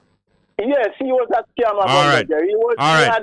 So therefore, it is the United States. Well, hold on. Therefore, it is the United States government and the FBI and J. Edgar Hoover who unraveled all of his doings and proved that he was a scammer, right? No, I am saying to you that I have come. I'm not asking you about you. Not asking about you. Not asking you about you. I am asking if it was not the United States and the FBI and Edgar Hoover who demonstrated that Marcus Garvey was a scammer. Well, you see, you put the question in a kind of way. Of course, he came up again the forces in America. And of course, it was also important to note that the forces in America, even if they had identified him as a scammer, it wouldn't have been of any real great concern. That part of it wouldn't be of any great concern to them. You know, but let go up. The UNIA was formed in 1914, right?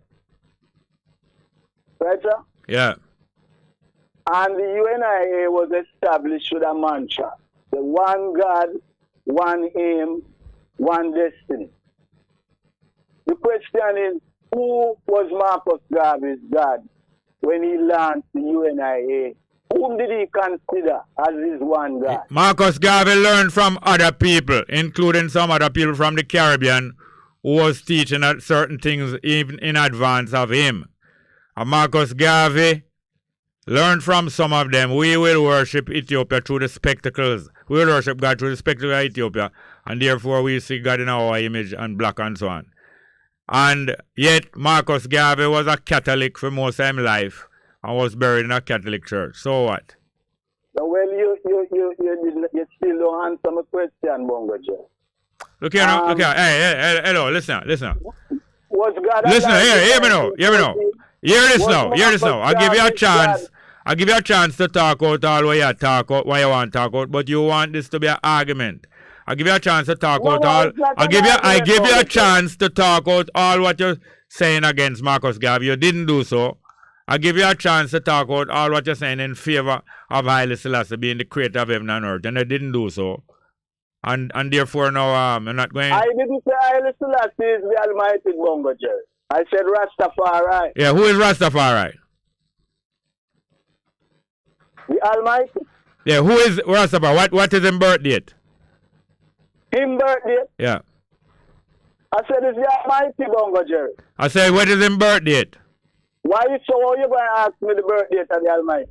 You're wasting time and you're coming and preaching religion. No, back off with the religion.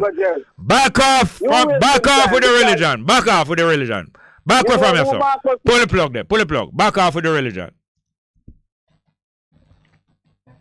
Next, good morning and welcome.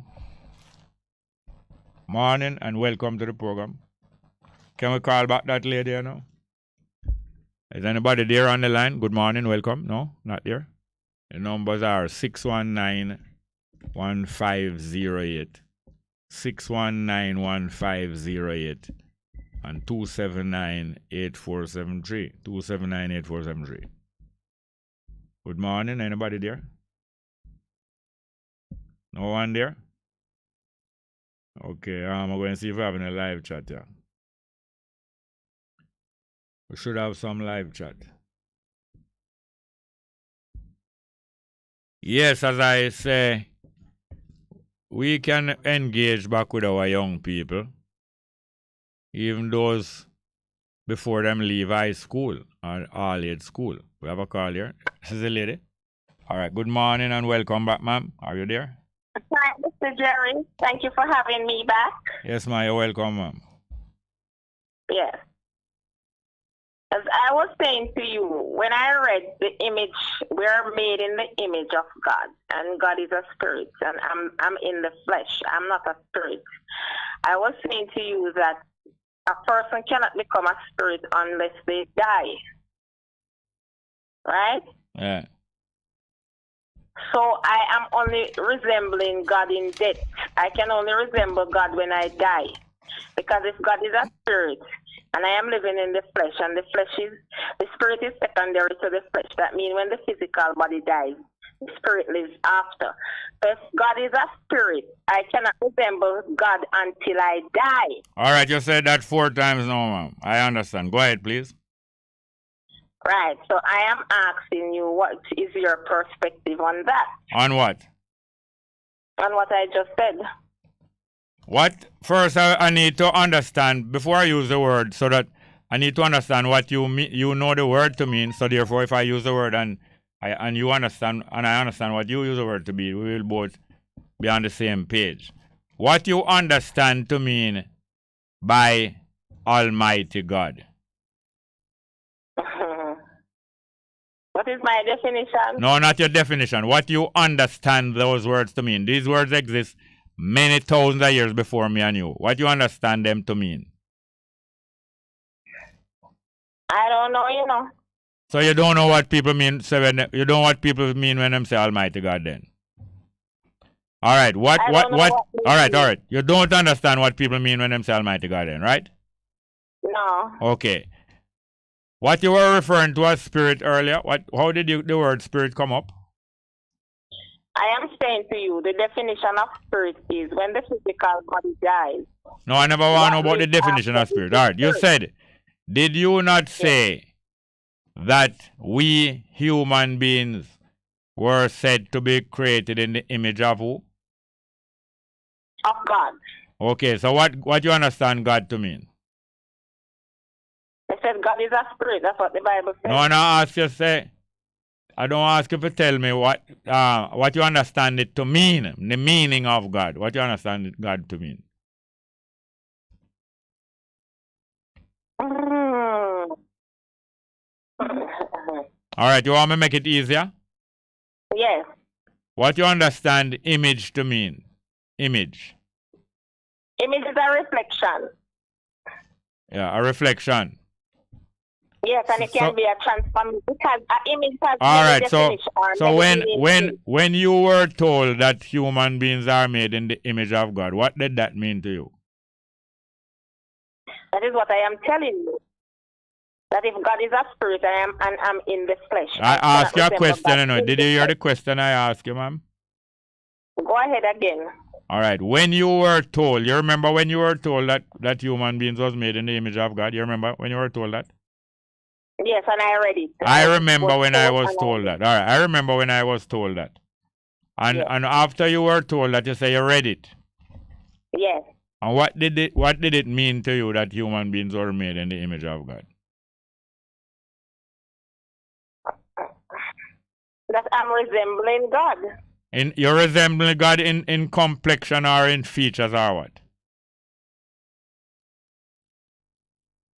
Features, complexion, and also attributes or whatever it is. All right, so if human beings are made in the image of God and the image include complexion, you see? Yes.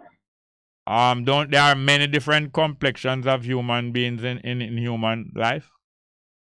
Yes, many different. So how would the many different complexions fit in the image? So it's not the physical image then? No, I say how the many different complexions would fit into the image. I wouldn't know. All right, so a while ago you said, so therefore it is not the physical image. Right. Well, that was my understanding also. Say image never mean physical image. It mean values and qualities. That's what I came to understand. You understand me? Yeah. In other words, human beings were made with this in the image of goodness. And what you know that did you understand that God mean good and goodness? Yes, I understand that. Yes, so therefore I get to understand that when people say God, they mean goodness. And when them say Almighty God, they mean all goodness and all of the power of goodness. You understand? Yes. So afterwards I get to find, say, human being were conscious of power that was unlimited and previous to human being. Yes. So is that understanding you get to? Yes. Yes, I got that understanding. Later on I accepted what I have been taught, and it seemed true to me that the lizards were here before human beings. You think so? Is that what I think, you know? Yes, Because I do don't know. you realize that the lizards was here before human being? What would have led you to think that? I ask you something, ma'am. Or you're going to, instead of answering me, you're going to ask me what led me to think that. Right, because I don't know. I got to find that all moving things on the earth come from things that never move. You understand that? Come from things that never move. Yes, you know the moving things on the earth? What are the moving things on the earth? Animals. Yes, animals and animated. That's what the word, you know, mean animated. So the moving things on the earth came out of things that never move. You understand that? So moving things come out of inanimate Yes. things. Yes. Can you accept that? I don't see the logics in that. It's not logic.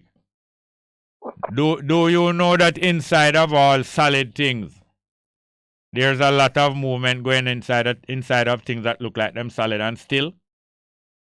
Yes. They look like they are solid and still, but there's a lot of movement going on inside. You understand that?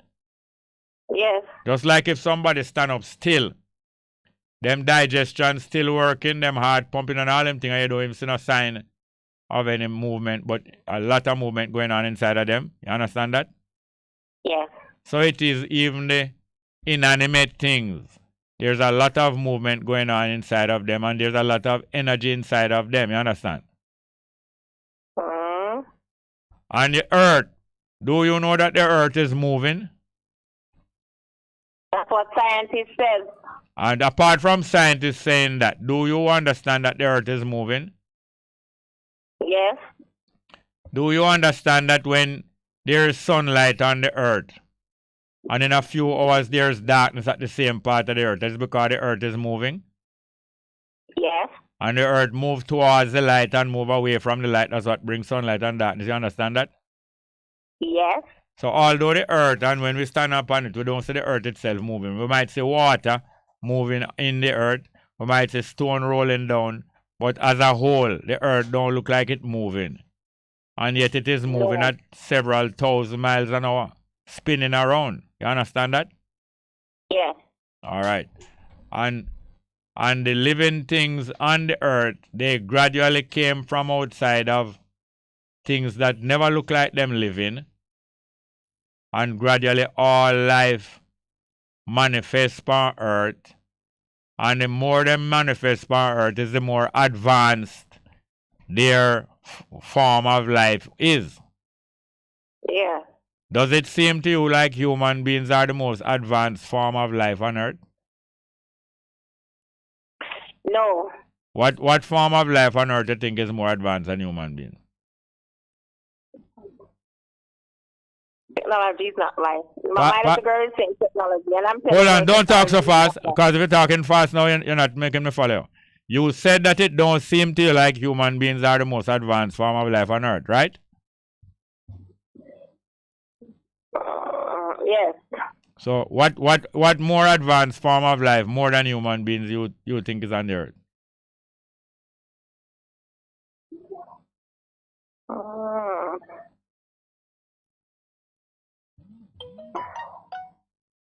I have to take back that statement. Oh, you have to take it back. So does it seem to you like human beings is the most advanced form of life on earth then? Yes. I agree with you. And because it is the most advanced form of life, and because of how we observe things happen, that is what convinced me that human beings come here since all of the other more less advanced thing like the lizard and all the other thing. Okay. It seems so to you too? Yes. It seems so to me. Now there's a lot more that me and you going to learn, you know. And even after we learn so much lot, it will just be a little speck of the facts of life. Right, because we never can know all things. No, we're not going to know all things. And for all time that human exists, they will be knowing more and more things, and it will just be a little minute fraction of life. Yeah. And I also get to understand that life has always been. You think life has always been? Yes. I believe so. And I believe life will always be. That's why I don't afraid of World War III. When it starts, I might frightened by the noise and the danger. But staying here now, I have no reason to be afraid of World War III, even though I know it might come. Because I know no matter what happens on earth, life will still be going on. So you don't think there will be a full extinction of humanity at one point? If there's even a full extinction of humanity, life will still go on. And it will be that humanity has destroyed humanity itself. But life will still go on. Do you know that the sun that you see up there is a small star? I did not know that. I was told that the sun is the largest luminous object up there. The largest what? The largest what? Luminous object. No, there are many stars in the universe that are much bigger than the sun. Really? Yes, ma'am. Millions of stars bigger than the sun. And millions Thank you for telling me. Don't swallow everything that I tell you. Don't swallow nothing when I tell you. Only I tell you. Okay. So do you think that life as we know it is only on Earth, a little planet of the sun, that life exists as we know it in the whole universe? Yes. The universe so huge and life no exists nowhere else?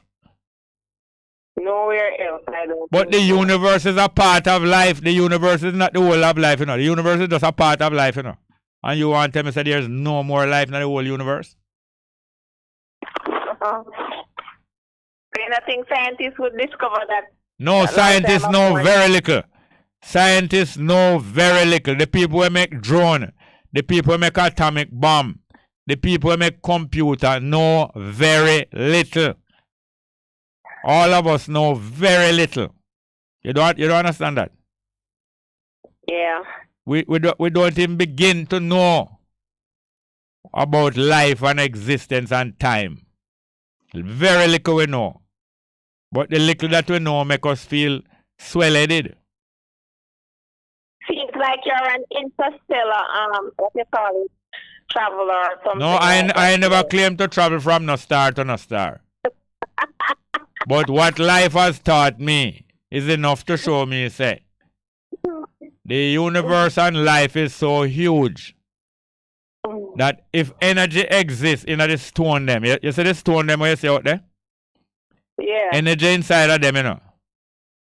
I hear you. And if energy inside of the little stone, can you imagine how much energy in the whole universe?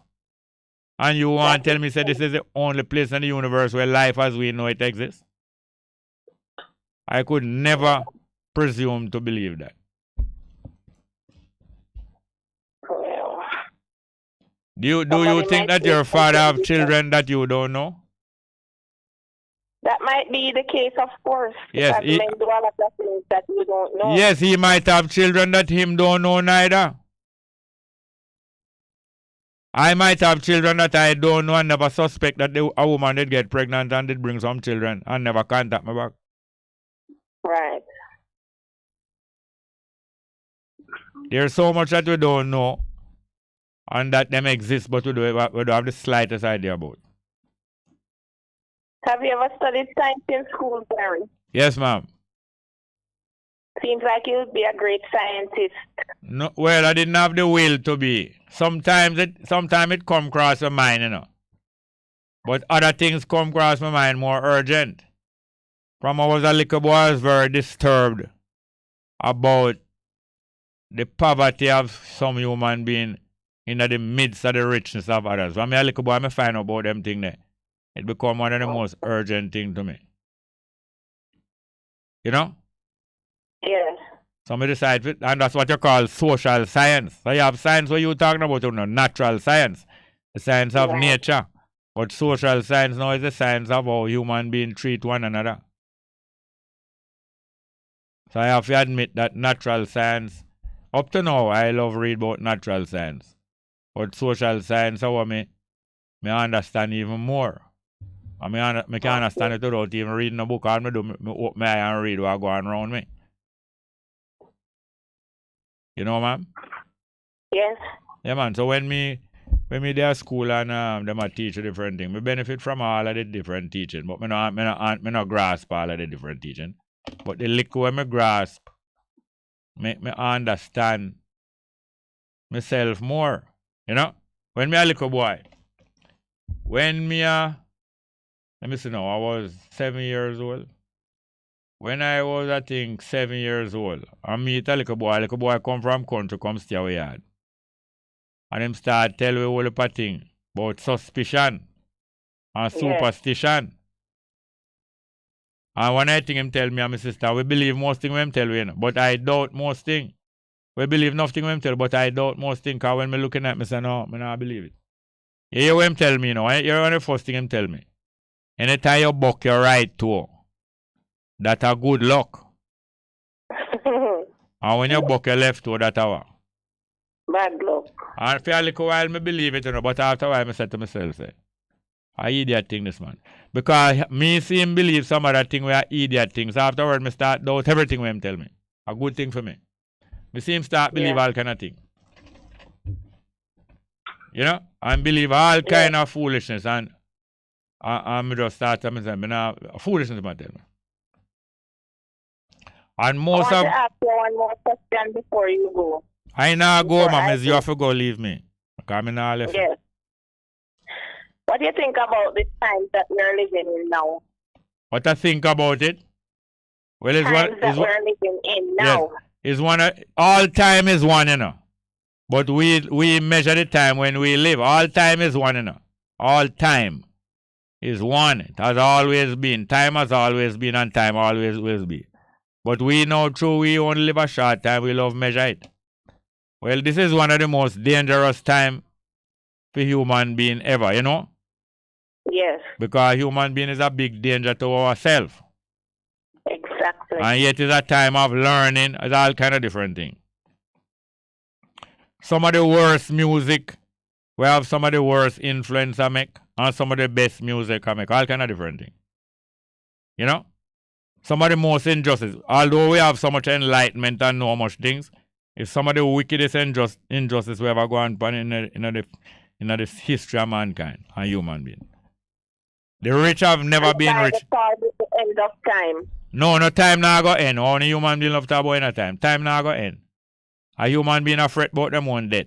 Time now go end. Time always has been and always will be. As I don't know everything, you know, but I am convinced that time always was. So even though we're having the melting of the glacier and all these things happening, you really think that we're going to continue and continue and continue? No, we don't must at all. We don't must continue at all. Oh. And yet life is so wonderful that life can rescue things. Life more intelligent than we, you know that? Although we believe that we are one of the highest form of life and intelligent thing. Life is far more intelligent than we, infinitely. Can't measure and conceive how intelligent life is. Can I say something, Jerry? You just said something? Yes. Go on again. Say anything you want. I read something about what the biggest discovery that scientists has made. Yeah. Is the discovery of human ignorance. Well, maybe yes. Quite big, the ignorance big.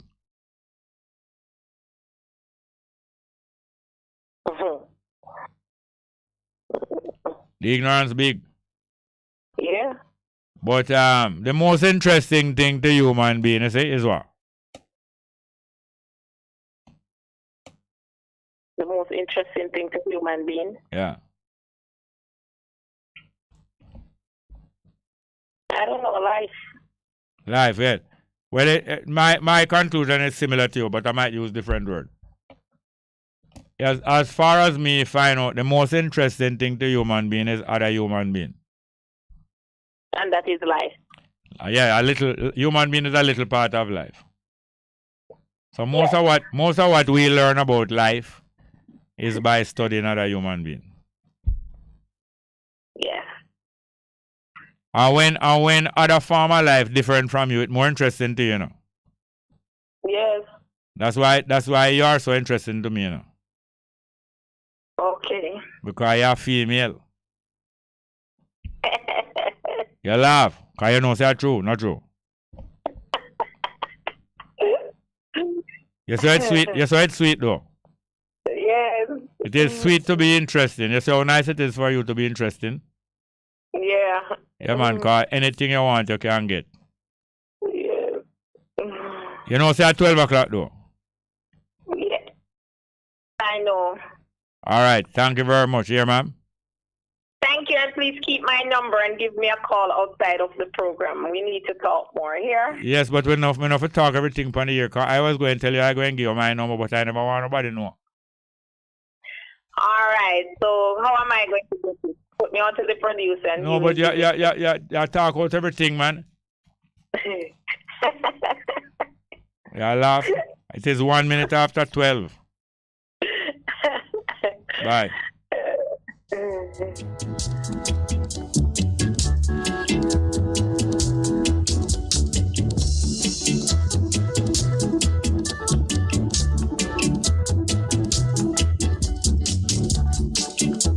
to pick up the pieces. Here to pick up the pieces. Here to pick up the pieces. Better place look good, my brother. Better place keep clean, my sister. Better place look good, my brother. Better place keep clean, my sister. So come along, my brother. Come along, my sister. Come along, my brother. Come along, my sister.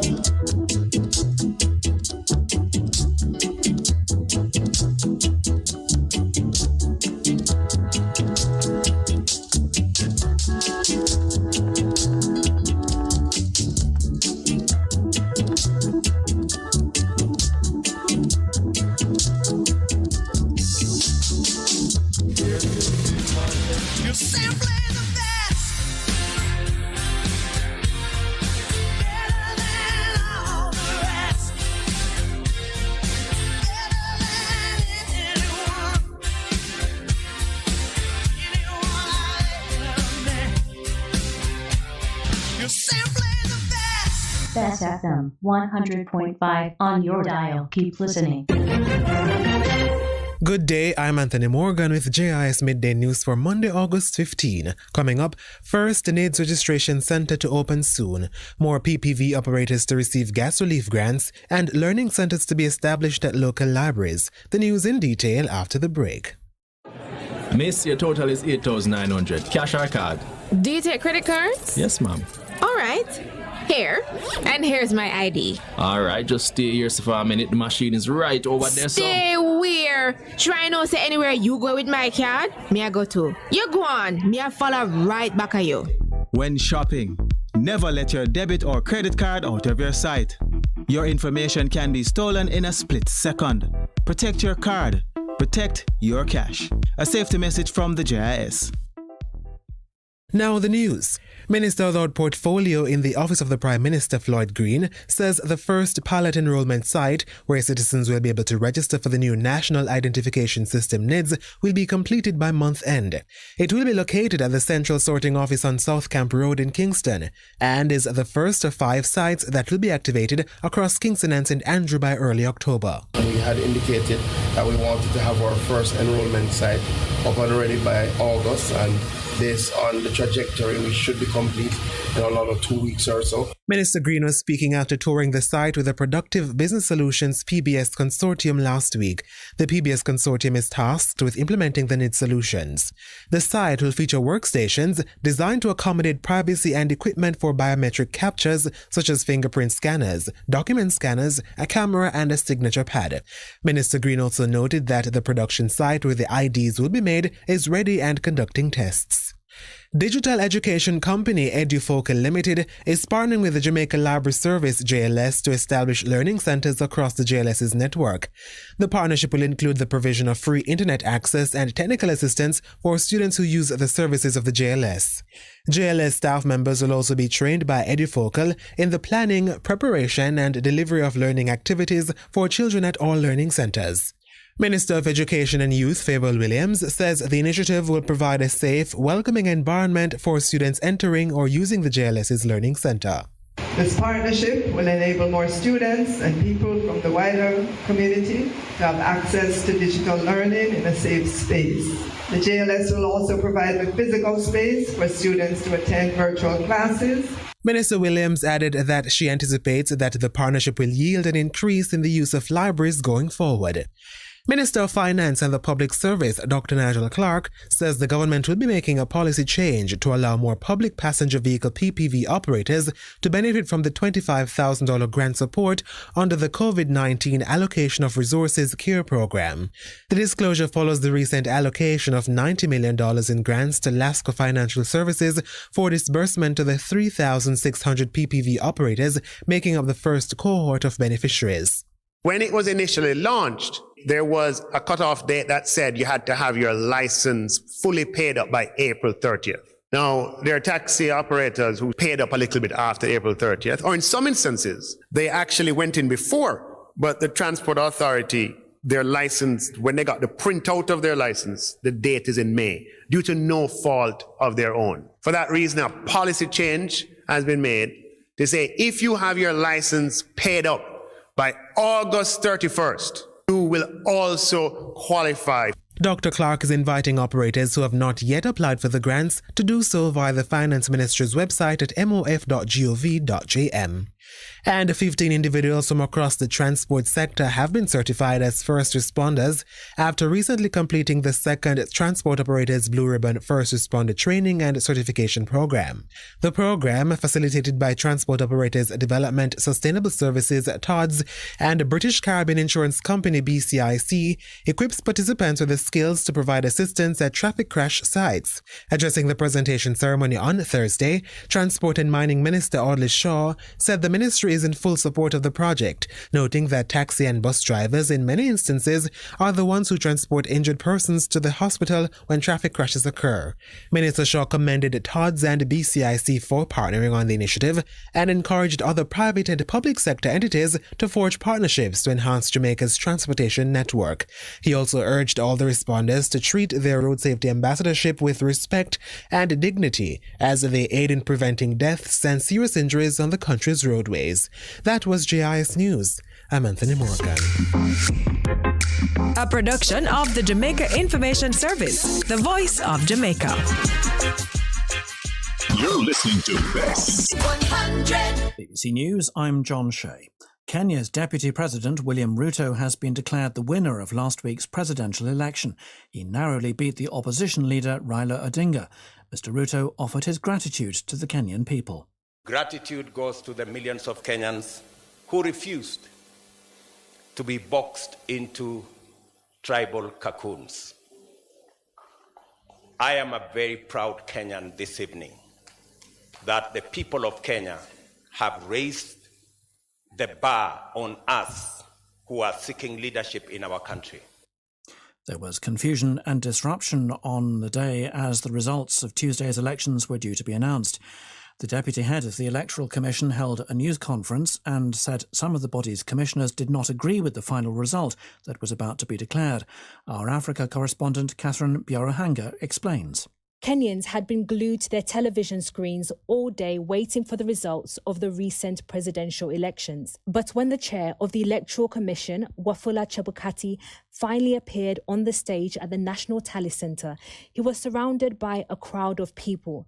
A scuffle then broke out and security forces started hitting people with sticks. He returned a few minutes later to announce William Ruto as president-elect. His closest challenger was former Prime Minister Raila Odinga. Mr. Ruto called his victory a momentous occasion.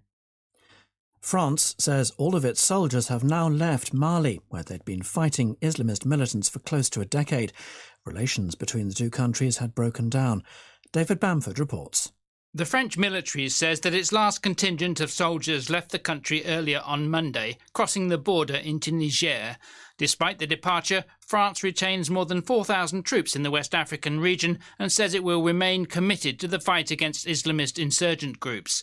But the French were left with little choice about staying in Mali. Following the army coups there, relations have broken down and the new military rulers have opted to work with Wagner Group mercenaries from Russia. Mali remains ostracised by neighbouring West African countries, adding to the general instability. Hundreds of Taliban fighters have gathered in a central square in Afghanistan's capital, Kabul, to celebrate the first anniversary of their takeover of the country.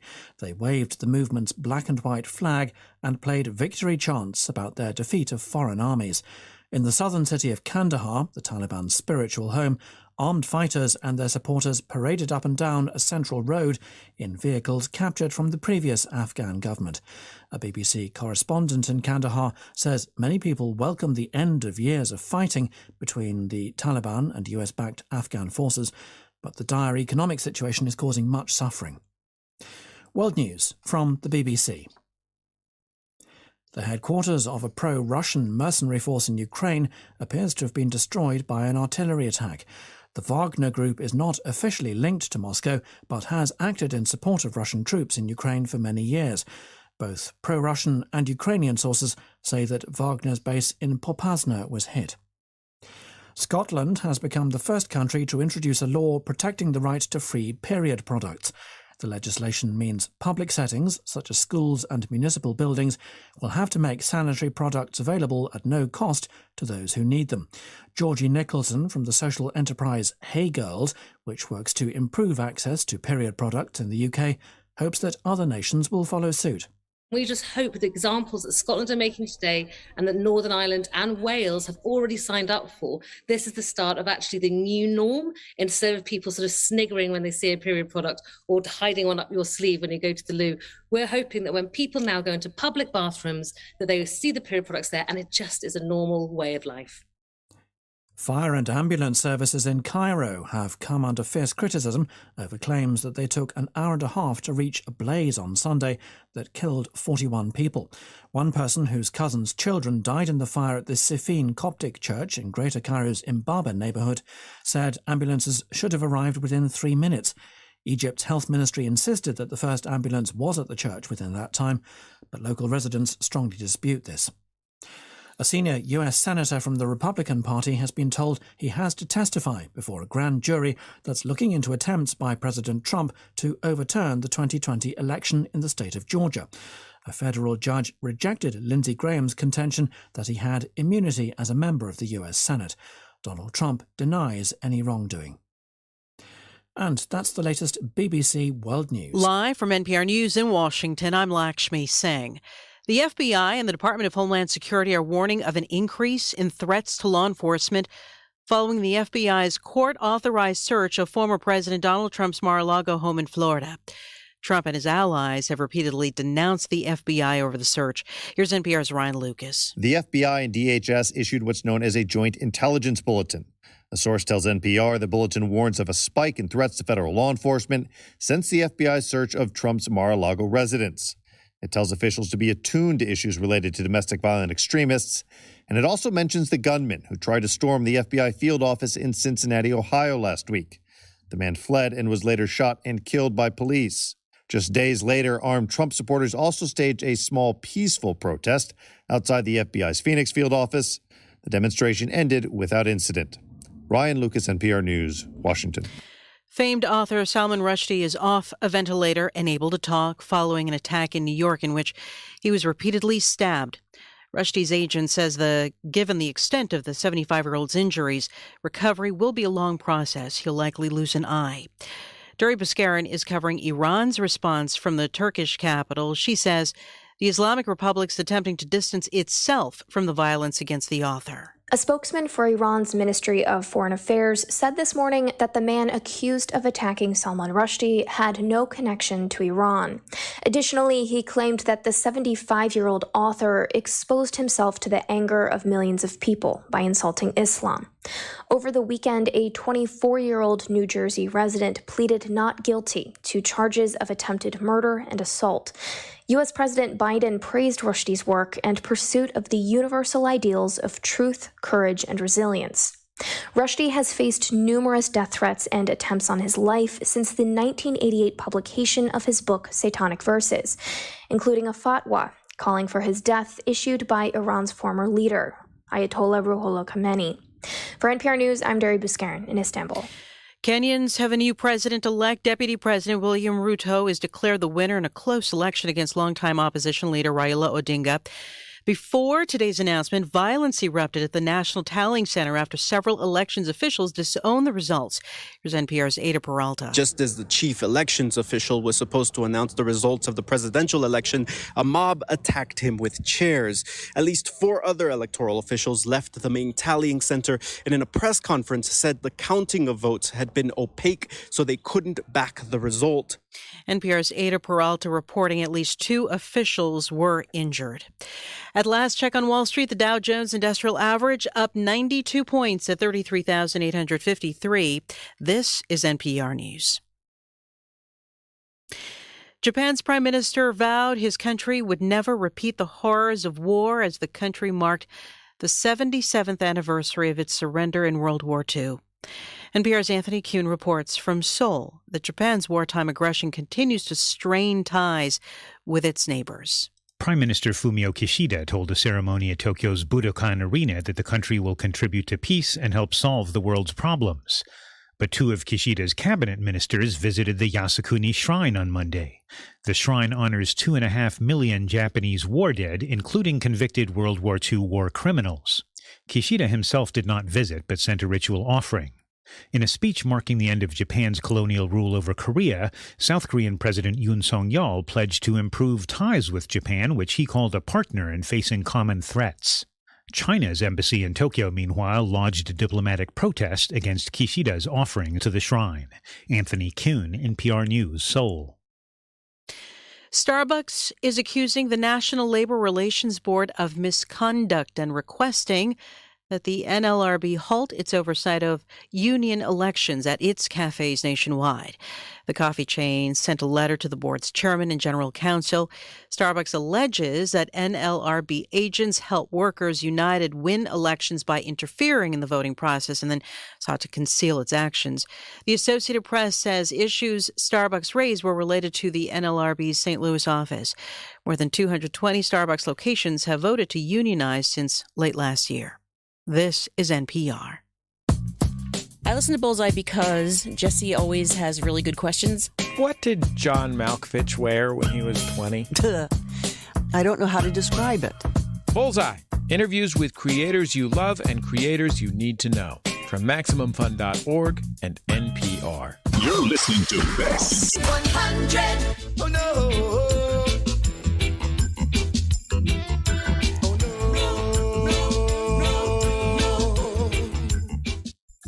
Isachar Music presents the single Dirty Works by Link and Chain, a conscious reggae group. Distributed by Tough Gong International. Available on iTunes and all digital platforms. Email isacharmuzik@gmail.com. Dirty Works by Link and Chain is on the Isachar Music label.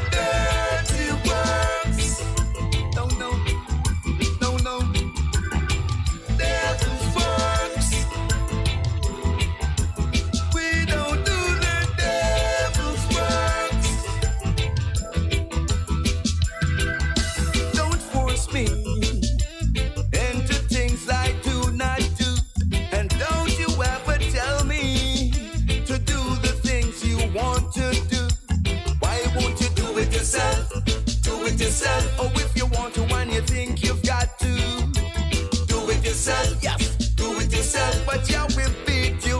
Jah will beat you. Dirty works.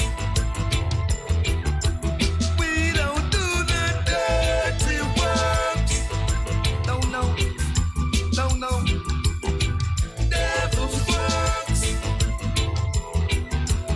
We don't do the devil's works. Oh no, no. Oh no, no, no,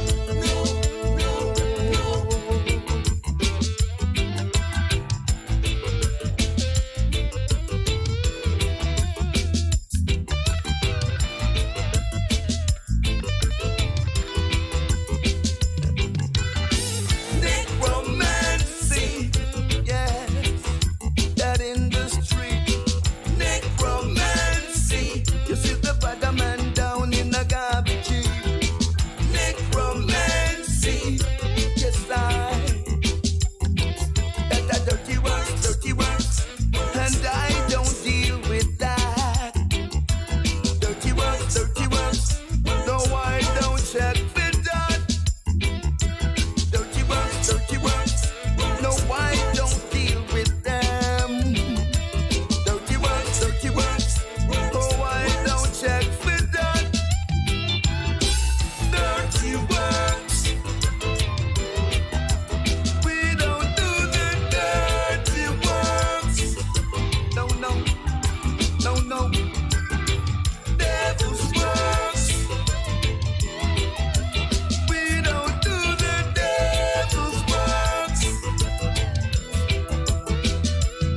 Why would you do it yourself? Come on and do it yourself. Or if you want to and you think you've got to, do it yourself. Yeah, do it yourself. But Jah will beat you. Jah will beat you. Do it yourself. Come on and do it yourself. Or if you want to and you think you've got, do it yourself. Yeah, do it yourself. But Jah will beat you. Jah will beat you. Do it yourself. Do it yourself. Do it yourself. Do it yourself. Or if you want to and you think you've got to, do it yourself. You're listening to Bess. 100. Do you need reliable health care? We have it. Yes, we do. Great George Street Pharmacy. Shop number 897 Great George Street, Savannah, Lamar, Westmoreland. Opening hours, Mondays to Saturdays, 8:30 a.m. to 6 p.m. Call us at 876-603-7372 or WhatsApp us at 876-205-0499. Yes, we have reliable health care for you at Great George Street Pharmacy, Savannah, Lamar.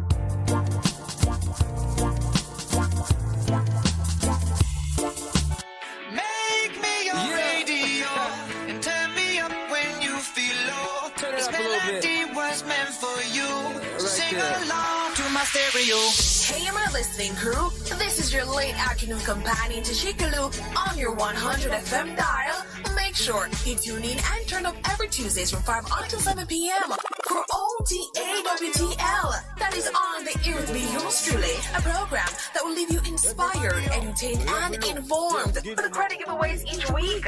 Street Link, where we go in the streets to find out from the people what is hot and what is not, and so much more. And guess what? You can now voice your birthday shout-outs on our WhatsApp line at 876-438-9442, and we'll play them live on air. So what are you waiting for? Turn up Tuesdays from 5 to 7 p.m. right here on Best 100 FM, the station that is sizzling every day.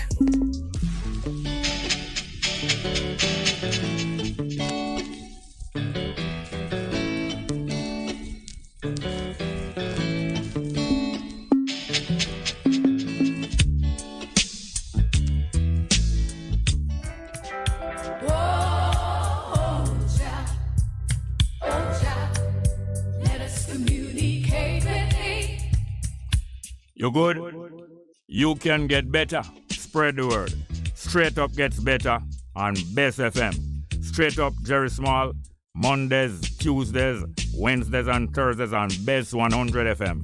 10 a.m. till 2 p.m. I'm your host, Robin Jerry Small. The numbers are 279-8473, 279-8473, and 619-1508, 619-1508. Also streaming live on the internet. Bess FM, straight up, Robin Jerry Small.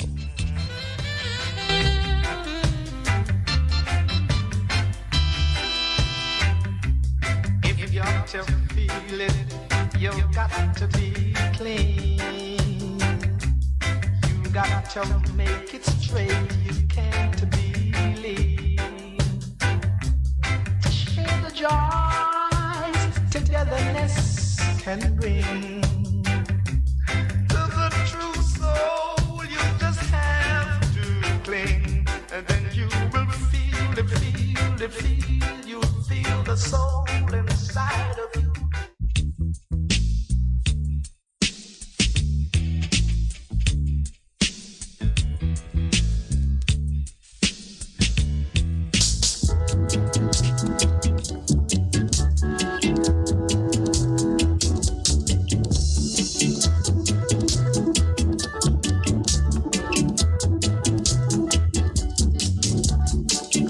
Here to pick up the pieces. Here to pick up the pieces.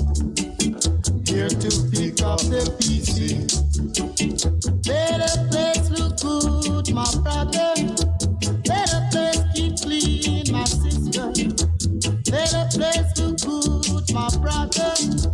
Let the place keep clean, my sister. So come along, my brother. Come along, my sister. Come along, my brother. Come along, my sister.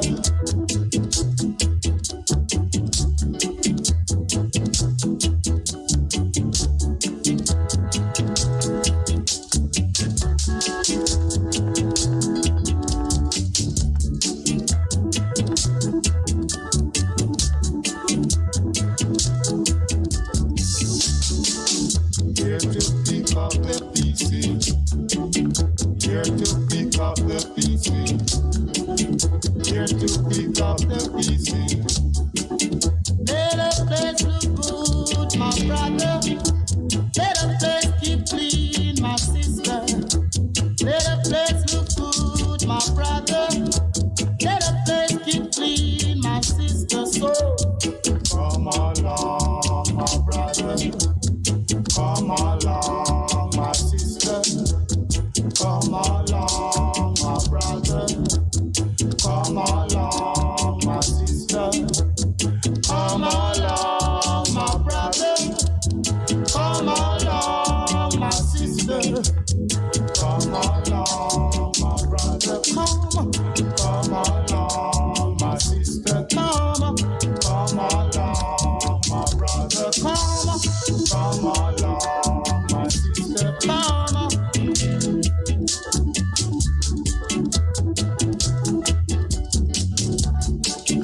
Here to pick up the pieces. Yes, welcome back to the program. We went to the second half of the program. We just had the Isaac Char feature again. Wait, it was again? Dirty Works, right? Lincoln Chain, Dirty Works, Lincoln Chain, Isaac Char feature. Yes, I'm going to go to the live chat then. No.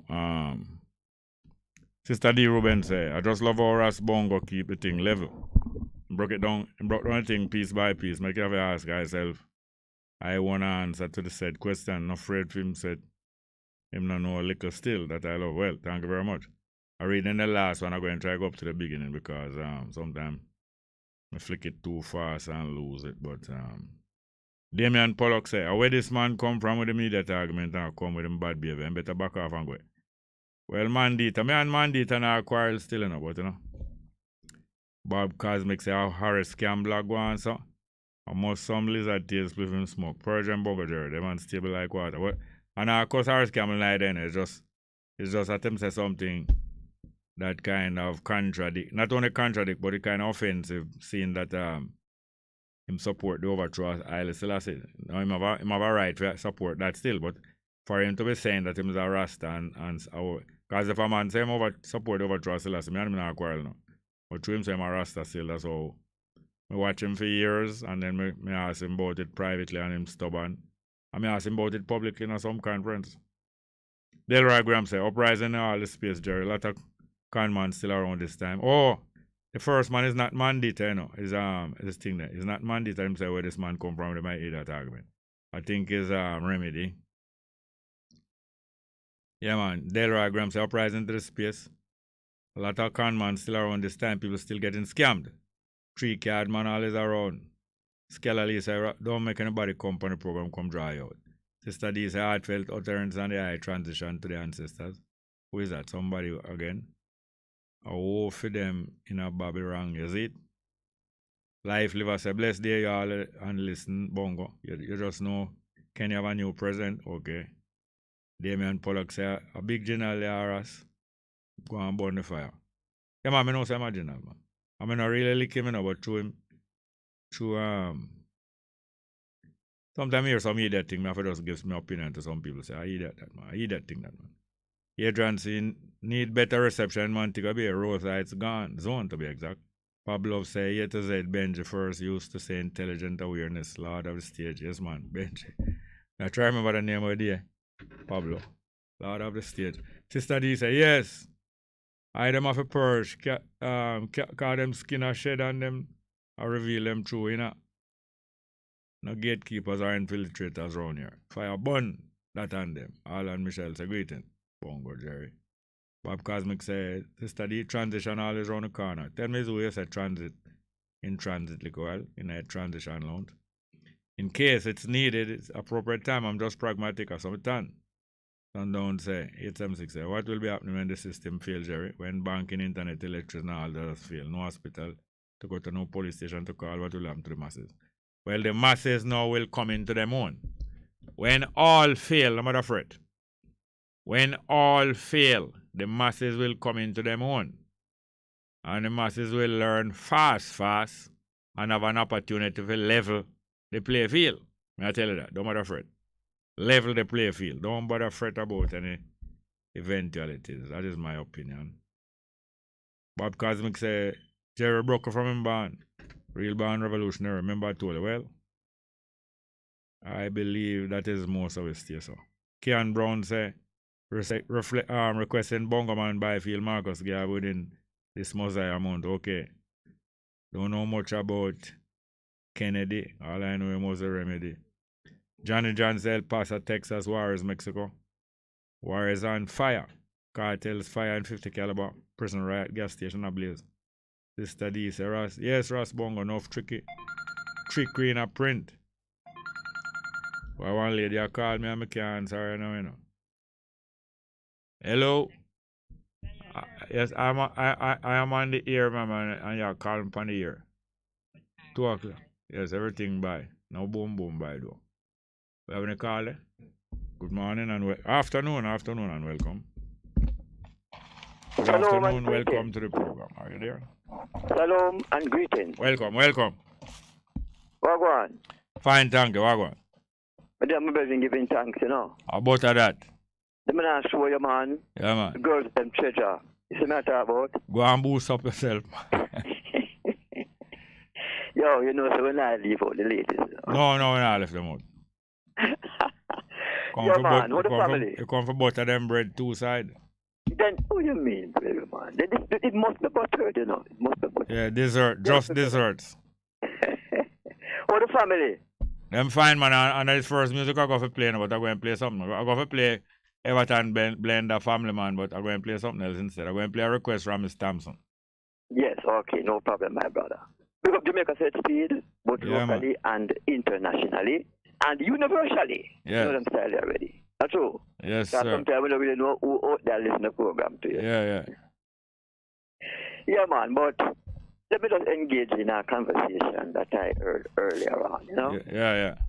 And the conversation was trying to see that Marcos was a scammer. Yeah.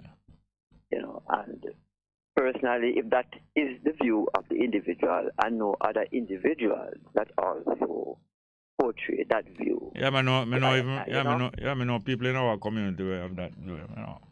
Most definitely. But I am saying to these people who is referring to that kind of conversation. Yeah. I know His Majesty is a wise and intelligent individual. Yeah, man. Now, while His Majesty in his iris was trying to unite Africa and protect the borders of Africa, he identified someone who was trying to unite the diaspora. Exactly so. And that man was Marcus Mosiah Garvey. Yes, exactly. I'm reach out to him. In so much that as a regent at the time, he sent a delegation to one of the conferences that Marcus was keeping. Yes. And also sent money to fund the project. Yes. Because you know there's no project that don't need funds. Exactly. As much as referred to money as the blood of a state machine, right? So therefore one would expect then that before His Majesty made those moves, would have thoroughly checked out the movement to see exactly how it fit in with what him was dealing with. Exactly, because I'm father before him and him cousin Menelik used to send delegation over here. Many people don't know that, but I learned of that early when I was a teenager, and I have had many more evidence corroborating that. And that was the era when the two the greatest black men come together in dealing with a situation towards Africans. Yes. Not true? Yes. Two young men. Right? But to me still, most men don't even identify that Marcus was one of the first entrepreneurs out of the country. Exactly. Very entrepreneurial. But I'm couldn't get to do work here. Yes, exactly. He was stifled. Yeah. And in Jamaica. Not true. Yes. And he went away to do his work. Yeah. And the people them rally around him so much, and he got the organization got so powerful. Yes. That America got scared. It became a threat. Yes. Because can you imagine? As the Second World War finished, and Marcus migrated to America in the middle of the First World War, you know. And by the time the Second World War finished, him is attaining national status as a black man in 2 years. Yes. And by 2 more years, 1920, that time League of Nations just about to form. Marcus Garvey is planning out almost like a League of Nations before the League of Nations among the black people. Yes. And he is...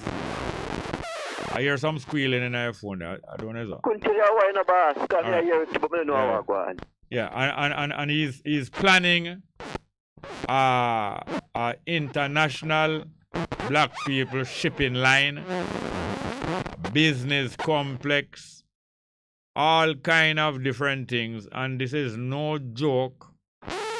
This is no joke, and I'm not going to allow it. That is true. Now Tafara is doing the same thing. Tafara is doing the same thing on the white world. No. But they have to take time with him because he's in his own country, in his own continent. Tafara work, you know. Yes, ma'am. Is that them I do? Because that's how far we stretch him on. Yeah. Because I'm never limited to Africa alone. Because I'm not saying Africans out there too. Africans at home and Africans abroad. Yeah. So most of us provide even land. Yeah, so this movement and this work been going on from before. Yes. So that is why when up-to-date people... Why I have a disturbance? But when up-to-date people realizing what these two young men is doing from two far distant bases, one in America, the richest country in the world, and one in Africa, the richest continent in the world, you know that they're going to try to discredit it, and that's what they did with Garvey. They put him in prison in America, and England and America start cooperate. America say, all right, when we take him out of prison and send him directly to you, and when him reach you, you mash him down more. Yes. And them start take away the property of the organization, and then bring man from America come sue him for money we owe in America, which was illegal. You're not supposed to sue the Jamaican entity for money we owe in America. Some little wages a man say him owe, the UNIA owe him, you know. And him come Jamaica, come sue the Kingston UNIA, which was illegal, but the British go along with it and honor the lawsuit and take out them property. And them go and mash. Him win seat all in them representative council. Win all seats. That's some great thing the man do. 100, more than 100 years ago. But the thing is that you see, Jerry, what I'm looking at, even the things that we have just been identified. The brethren them now focus on them thing there, you know. Most of our brethren, yes. Because Marcus tell off His Majesty due to frustration. Yes, Marcus mistakenly come to a wrong judgment about His Majesty, and those things happen frequently. Of course. Sometimes the best of friends, sometimes them not talk for all months, and then afterward them realize, say what, a temptation is not no real thing, a temptation, a illusion. And that's why the all family even respond. Yes, I could have talked about enough unpleasant things that take place amongst family, but I don't want to do it because I don't like to hurt the same family. True. And you know, truly. All Bono pass, you know Bono. Bono pass, about more than a month now. Oh, yeah. And them a keep something for him. Friday coming out of Cable Hut. Okay. Friday out of the beach at Cable Hut. Very lovely thing. Family and friends going to come together 4 o'clock out of Cable Hut. Okay. And it just remind me of Tekla who passed away 1 year and 1 month ago. And Bono children, them a rally around him and honor them father. And it hurt me very much when I say other families dishonor them father. That is true. And sometimes we don't talk about it too much because we still know our hurt, yet we want to ask people to stop the internal damaging of one another. Of course, because that's exactly what they are doing to try to point. Yes, you know how much it pained me when I find out what Marcus do. At time Marcus died 8 years before me born, you know, 7.5 years. And when me find out what him do, 1936, which is 12 years before me born, against the Majesty. It burned me. But very quickly I realized that it was frustrated. And when you're frustrated, you will do a lot of irrational things. Yes. And then you catch up back yourself. That is true. And you see, we have to understand, you know, brethren, that the tribulation where I go through from them time, there wasn't an easy one, you know. No. And you're always being tempted to misjudge your brethren or your friend. Yes. Temptation is always going to be there. And observe it, anytime you see a black leader rise and do great things, forces always try to see how them can get you out of the picture. Yeah, the cat among the pigeons. Most definitely, Rasta.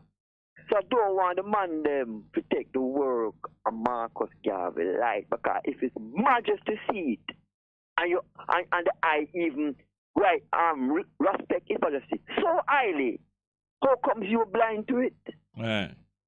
You know, pick me up. That's why I'm tell them I'm 18-year-old, and by the time I'm 18, I know the whole of them history, you know. And the second day's Majesty come, I feel so great when them announced, as Haile Selassie land off of the plane, him say I would like to be taken to the shrine of Marcus Garvey to pay my respects.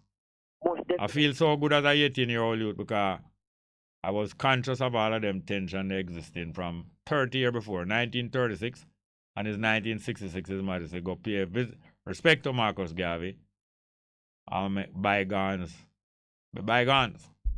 And even so, you know, my brethren, you see, when I bring up this topic about scamming, I don't know, they don't prove nothing, you know, they don't give no evidence. No, what them do? Anything about scamming. No, what them do, you know. You know that when people just go into business, especially in a field that them don't know very much, them liable to make some inferior investment before they make the good investment. And Marcus Garvey was buying up ship in a time when World War just done, and you could have get a lot of surplus ship and thing for buy. True. And him make some bad investment. Agreeable. But he make some good investment. Him all sail come to Jamaica. I think him sail come all to Jamaica on one ship with them buy. Then wait there. Then nobody say go way down to Libya. I don't know about Libya, but Some of the vessels them reach Liberia. Liberia. Yeah. Some of the ships them reach Liberia. And that is what make Liberia could have get all to seize all some of the ship. But yeah. I want to move it on, but go and help me out same way here, sir. Brethren, give thanks and praise, and I big up the works for the brethren them put in. Yeah. We are here to continue such. Yeah, man. All the best. We have any more call? Good afternoon. Welcome. Bess, Jerry. Yeah. No. Yes. Welcome, sir. Bess, Jerry. Yeah. Long time no speak. Yeah? Anyway, we have two Marcus here with story. Yeah. It's not a story, reality. Yeah, man. Stew it is. Stew it. Yes. Yes, Bobo. All right, listen. Well, I was in New York. I'm buying an oil company, and I deliver oil. Yes. There was this radio station. Well, you know the radio station, WBLS. You know, black radio station in New York. Yeah. Come on it. She named Bess Smith. She's very controversial. She come like all the Irish Monk Society, our Kabu, our Muta, such a rest. What's your name? What's your name? Bess Smith. BEVSMITH. Okay. She born in Obama place. Yeah, Hawaii. No. Wembley president before he was president. Where the bad Chicago. Yes. Anyway, she came on the radio and she said she take our program and went to Palestine. And she saw something because she showed pictures of them and everything, you know. She said it blew her mind. And she said out there, any black conscious person who blew off my mind, come and she showed it was Far Rockaway and Bell Parkway in the building. So I called with two more delivery and we could have checked it. We come go see what is the blue mind. Yeah. You say, all right, so I'm going to park the truck at Brooklyn and go back there. You know what blew her mind, Jerry? Wow. When she go Palestine, she said she never, there are pictures of it and everything, you know. She never knew that they were black Palestinians. Yes. So she said, no, the first thing that be last me there last day, because here the first thing the black Palestinians must say. You see Arafat and Assad and them brown brethren, they are fraud them. Yes. You understand? Yes. And them come wrap up the place and them no want to put the camera upon we. Yes. Well, hear what blew her mind now. Among the black Palestinians were priests. Yes. Oh, you know a priest now, all of them had a flowers garden on his house top. You know, say a priest live there. Yes. What blew her mind now, she showed it, you know. When she go in every one of them living room, Jerry, on them wall, was a framed picture of Marcus Mosiah Garvey. Wow. It blew her mind. Wow. You understand? Yeah. Blew our mind, black Palestinians when they want to put the camera them pan. The priests among them, every one of them, bar none, have a picture of the Marcus Mosiah Garvey on the wall of their living room. Yes. All right. The second one. When one time, King Emmanuel sent me to Ghana, so I was there for 11 months. Yeah. All right, one day we used to go at Tema. Tema now is when, you know, Sabbath keep and all of that. But at Tema we used to go shop for our Sabbath lunch. Tema now is where the Black Star Line Park. Yeah, Tema, yeah, I go for one of them, you know. Yeah. I go, one of them come in 1970, you know. True. All right, Jerry. You see, every Friday when we go, the people them all have to say, Rastaman, the Black Star Line and show the shit them. And then when we reach the office, them all just say to us, say, Rastaman, see the Black Starlight office or what they say. You know? That's one Friday, you know, I say to my brother, say, you see, you work in a man office, we love do some office work. So we love to go 2 hours early and go check, go open on the city, show, say, see the office. To make a long story short, when we went up here to the front of the place and the guard asked what was our business, and we showed them say, well, we are a repatriation network and we'd love to see the CEO. And so asked us if we have we had an appointment, I tell him no, we never really have one, but he said no, but he can't, that we're losing job. So me said to him, all right, here we go. Go up to them and check them and give them one of the documents. Them and say, whatever him say, we will go by that. And he said, that is fair enough. And he go up. And 5 more minutes, he come back down in the elevator, Jerry, and say, and just open the door. Him didn't say nothing, just open the door wide. And we went up there. Up there now, me find out, say now, the Black Star Line shipping company was brought out by some European. Buy it out. Buy it out. Yes. Because it's a shipping company. Yeah, because Nkrumah set it up, Upon the independence of Ghana, 1957, Nkrumah set it up and say, him doing this in honor. It needed, the country need a shipping line, a freight, especially, because it was mostly freight boat, The country need a shipping line, and him doing it in honor of Marcus Garvey. And him set up the national flag of Ghana as red, gold, and green with a black star in the gold. Representing Marcus. Yes, representing Garvey. And that place, it is in Black Star Square. Enough time ago there, right? And even the dock in Tema was built for repatriation. Yes, Tema is the primary one of the primary seaport in Ghana.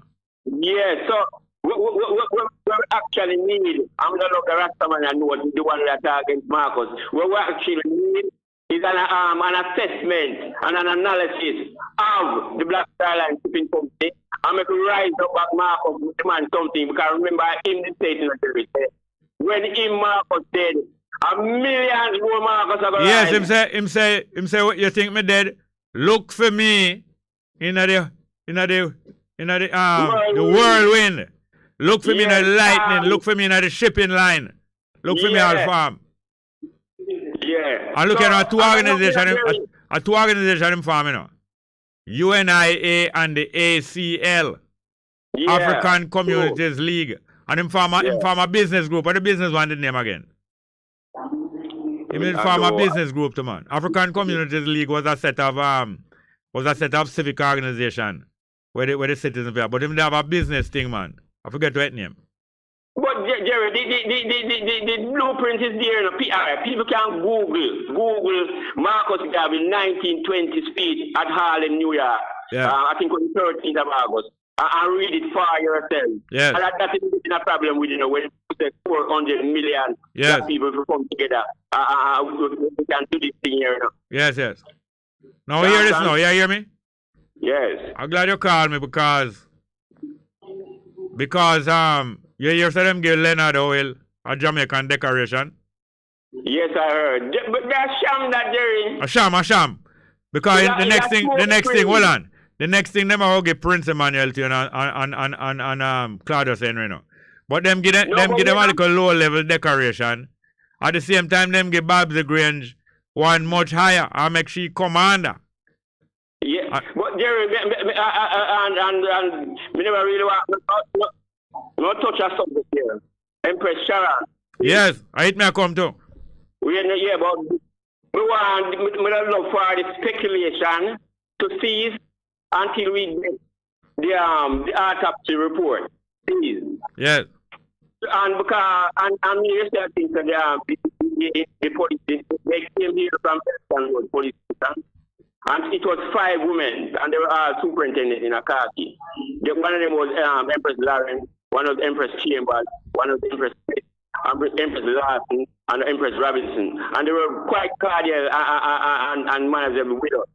So, 5 women superintendent. 5 women superintendent from Elliston Road.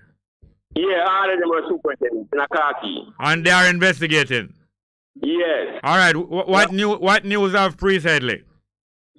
No, because me and his son very close. I know there's nothing. We don't know. All of me is speculation, and some people that took them off already, and we don't know. So we just look speculation to stop until we hear from the authorities. Exactly. By the way. Yes. Had any report being made of him absence? Yes. Report made to the local police station? Yes. That's Bull Bay? Yes. And any response? But with you will not know what it is and how we missing because of the speculation. All right. I agree. You hear me now? For that reason, you know that there was a meeting about 2 weeks ago of several Rastafari organizations. Yeah. You know that? No, I did not know that. And they were drafting a letter to the Prime Minister voicing them concern, especially about the losses at the Bobo camp, among other things. Yeah, but go on, finish what I tell you about Empress Sharon. No, I just want to tell you. And them asked I to make an input, but I did refrain from making an input because I never really want, just as I say, I never want make no declaration or no input until we hear more. All right, it's about Empress Sharon. Yes, we instead of us mourning her death, we go celebrate and pay tribute to her life. At UWI, when it's concrete, I just want to get the autopsy report yet. But I have a document here in the office, because I work in my office. I have a document here with her name on it as the International Secretary for the Congress, in which the United Nations has pointed out to us that all of the documentation concerning repatriation and reparation that we have submitted from, and we have letters from 1967 right here in the office, where we've been submitting letters to the United Nations. They say they will comply and when the head of this country sign off on it, including the reparation money. You understand? And we have written to every CARICOM head of government with that same document to ask any one of them just take it to the floor of the United Nations. So we will pay tribute to Empress Sharon of at UWI and we will show all of what she was doing 20 years. When are you going to do that? After that, we are waiting on the autopsy. Are you not at the chapel going to do that? No, they said they're going to have a gathering at UWI. Who said that? Who said that? Her sister. Oh. And her friend. All right, hear this now. Talking about UWI. In 2017, I think it was October, there was a gathering at the Rastafari Studies Center that Jalani did have. And a lot of Rastafari organizations and individuals did gather there. And them they draft a letter and invite Babsy Green to come talk to them concerns about the welfare of Rastafari community and a whole. And but at a late stage it was added in the letter, Sister Mitzi draft it and Jalani. It was added that a recent attack take place on the Bobo encampment at 10 Mile, and them want Babs Green to come talk about it. You remember that? You remember 2017 October? Yes, I remember. And she came there, and she told the gathering and Mitzi and Jalani that she don't want to make any move or intervene until she meet with the Bobo them, because she was supposed to meet with them in November, which was 1 month time. You remember anything but like that? That, Virgin, you know that is just pure talk, Virgin. She never meet with them in November 2017? No, Virgin. Maybe one of the November they will come, but maybe none were gone yet. Yes. And many more things like that, where they talk about apologizing about Carl Gans and apologizing about other things. Meanwhile, taking negative action on the other hand. And Barbara Blake, which was a kind of secretary to Babs Grange, when Wallace make a half-hearted regret statement about Carl Gard in 1963, Barbara Blake said it was a wonderful apology, wonderful. And all now him never apologized. Him only said him regret what was done. Him don't name Bustamante. And him don't itemize what him do. And you know, say a proper apology, you are going to not only acknowledge, you are going to name and state what was done, and you are going to distance yourself from the individual who gave those orders. Nothing of the sort has been done, and they have no intention to condemn Bustamante action. Because of him, but Jerry, when me and go by the way, me did say before me started, me give thanks to that clearance there, where you get the data there, where you go the image. About what? About the image. Yes. Yeah, that's here, me have a clap. Yes, sir, because, little by little, the mist will roll away, you know? And I am sure. Jerry, that is a construct of white men, and no one dies, brethren. Everyone return as being and breath. Yes, bodies die, but life go on. Life go on. And I don't regard the death of anyone as a loss. No. Yes, somebody can die in tragic circumstances, but death itself is not any tragedy or any loss, and that is what I come to learn. But Jerry, you have some people, they nearly are 200-year-old and a crap on themselves, and when they're dead, people are crying for them glad. Yes, before they realize that that person has been taken away from the mess. Yeah, and free, they know of all of them stuff, they know them are moving, but I can't shock of the white men to them to understand the teaching them get concerning death. You know? And I am sure that what transpired with King Emmanuel in 1994, was it?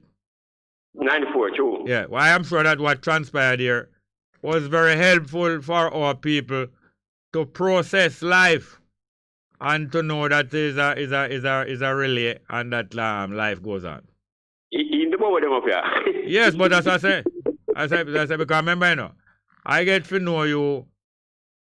I don't remember if it's true Empress Esther or what, but that's why I tell people all the while that travel is a very important thing in the development of a people. Travel.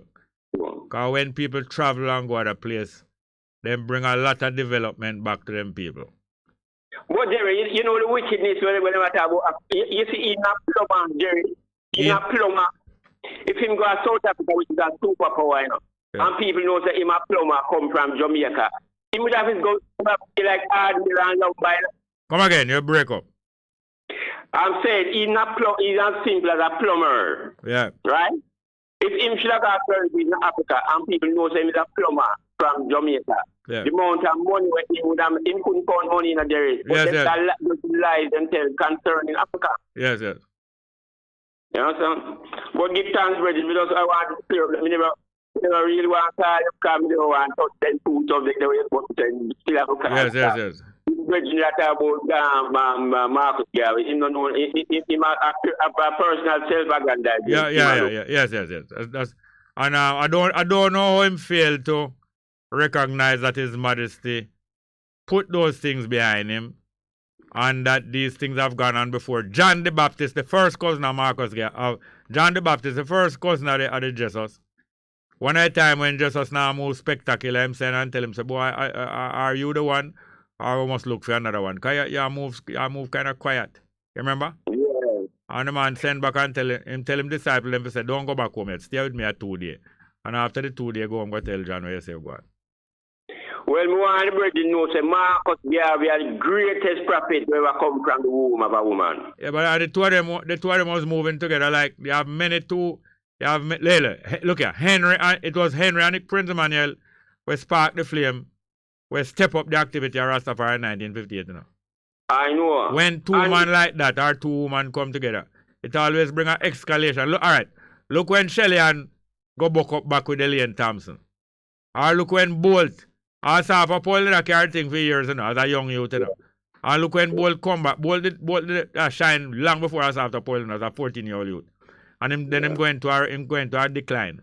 And when Asafa come do for him part of the work, there comes Bolt to Ratted and Bolt all teach Asafa how to dance. I carry him go all out at night time till Asafa. Mother tell him, say, boy, behave yourself and stop dancing and wind up. I remember say I Christian. Yeah. Thanks, Stuart. Thank you for the call. All right, my love. Keep it love. One love. Keep in touch. One love. Good afternoon and welcome to the next caller. Welcome. Blessed. Go on. Yeah. Come along.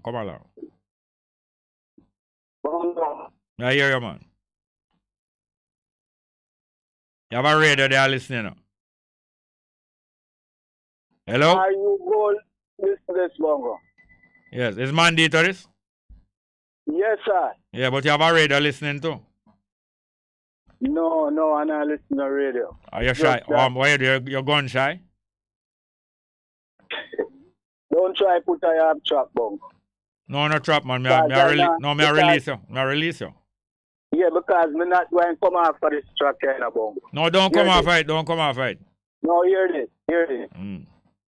No Gabriel. No disciple of Gabriel, of Marcus Mosiah Garvey, will hold counsel in the kingdom of Rastafari. None. Hold on a little. Hold on a little, please. Is it you? Hold on, please. Is it you preside over the kingdom of Rastafari council? Well, yes or no? Yes or no? Yes or no? Is you? You are. Hold on there. Hold on. You are. Hold on there. If you don't hold on, now we're just going to cut the call. Hold on, please.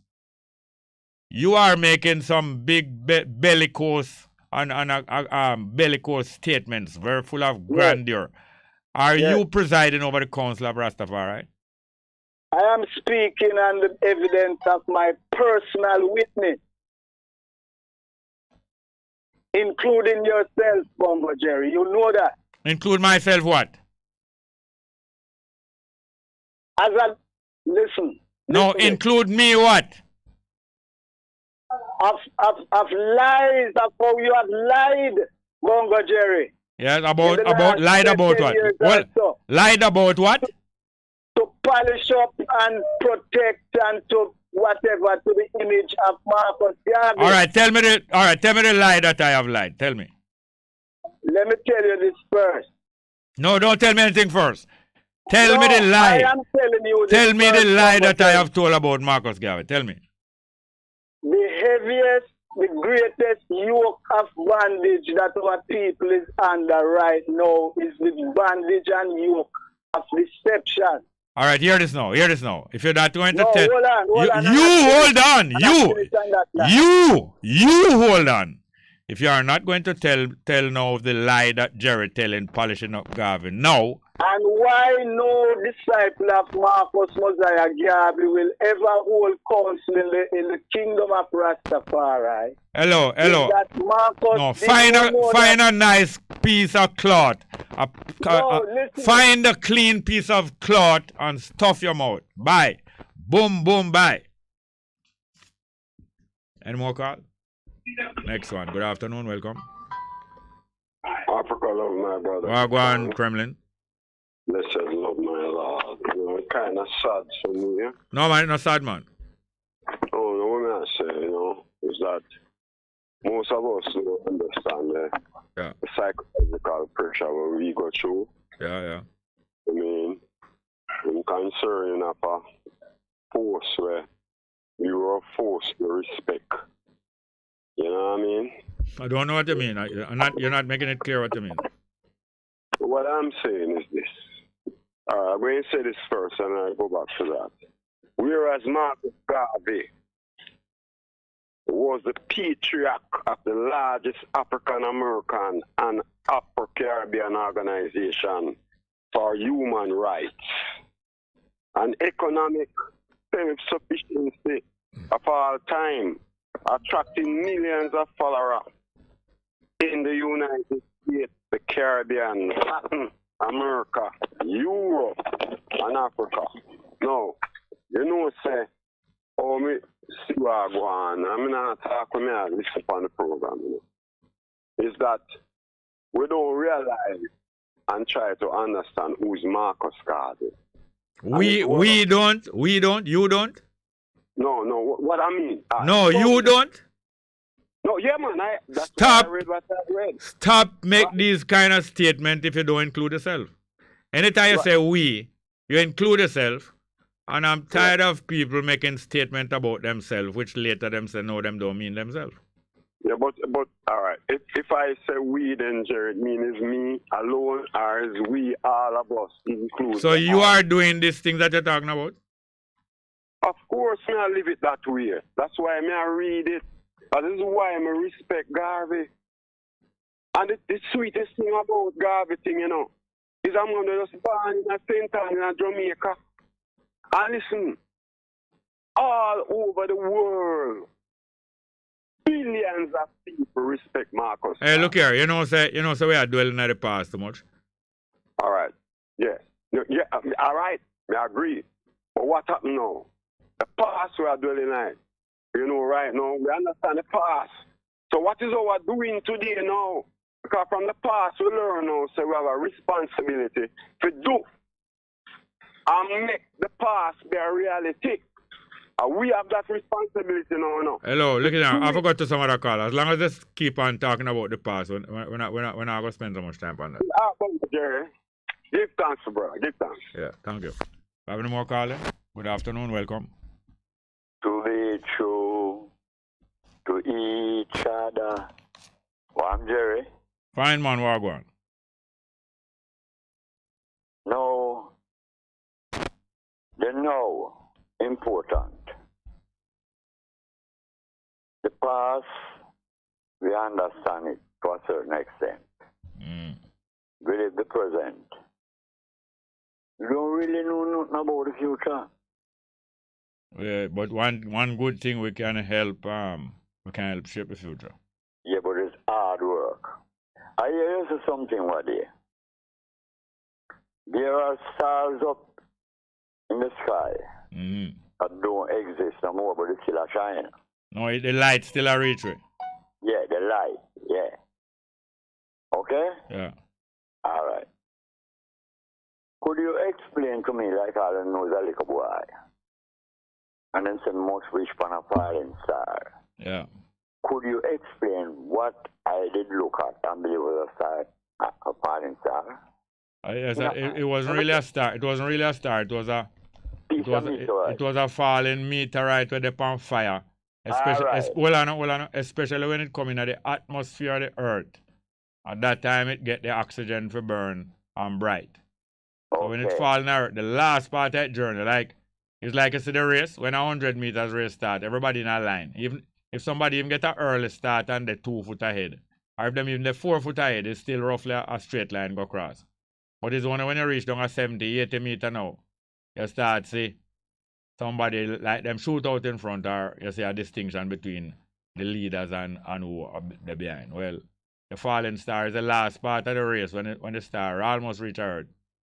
It's not even a star, because a star is a burning, a large burning body. Planet, yes. Okay. Burning because of the gases in it, but the meteor really, it burn the gases around it where it travel through. It itself not really burn that much, because most time it bounce on the earth and you see the remains of it. Okay. Now, I want to know, you see? You really don't like to know. And do you like you to tell them, say, Damien Crawford, say he's not a Rasta man? Yeah. Okay. And do me tell you the same thing? Yeah. All right. Now listen to this. But the things that me say take place up at Bobo Hill, past joke. Yeah, it no like nice to me at all. It's past joke. Of course, not nice to me at all. Now, I hear your friend, they talk over there. Yeah. Mota. Yeah. You hear him get upset over there. Both one. And him talk. Yeah. You want to know, if nobody up there do have the guts to defend what they believe in. Yeah. Understand me? Now you tell me, you might kill a woman and picking them up there. Take one man. Yeah. Okay? Yeah. That past joke. Yeah, a joke. Not supposed to happen. I can't tell them what to do. I not going to live with my brethren and sister and people take a set power, a galang. They're not going to galang. Motor want to find out what really are going because it's not so much of a revolution, but it's a protection. Yes, it's not any rebellion, it is self-defense. All right. Okay. And everybody have excuses continuously. Yeah. No, me sick of it.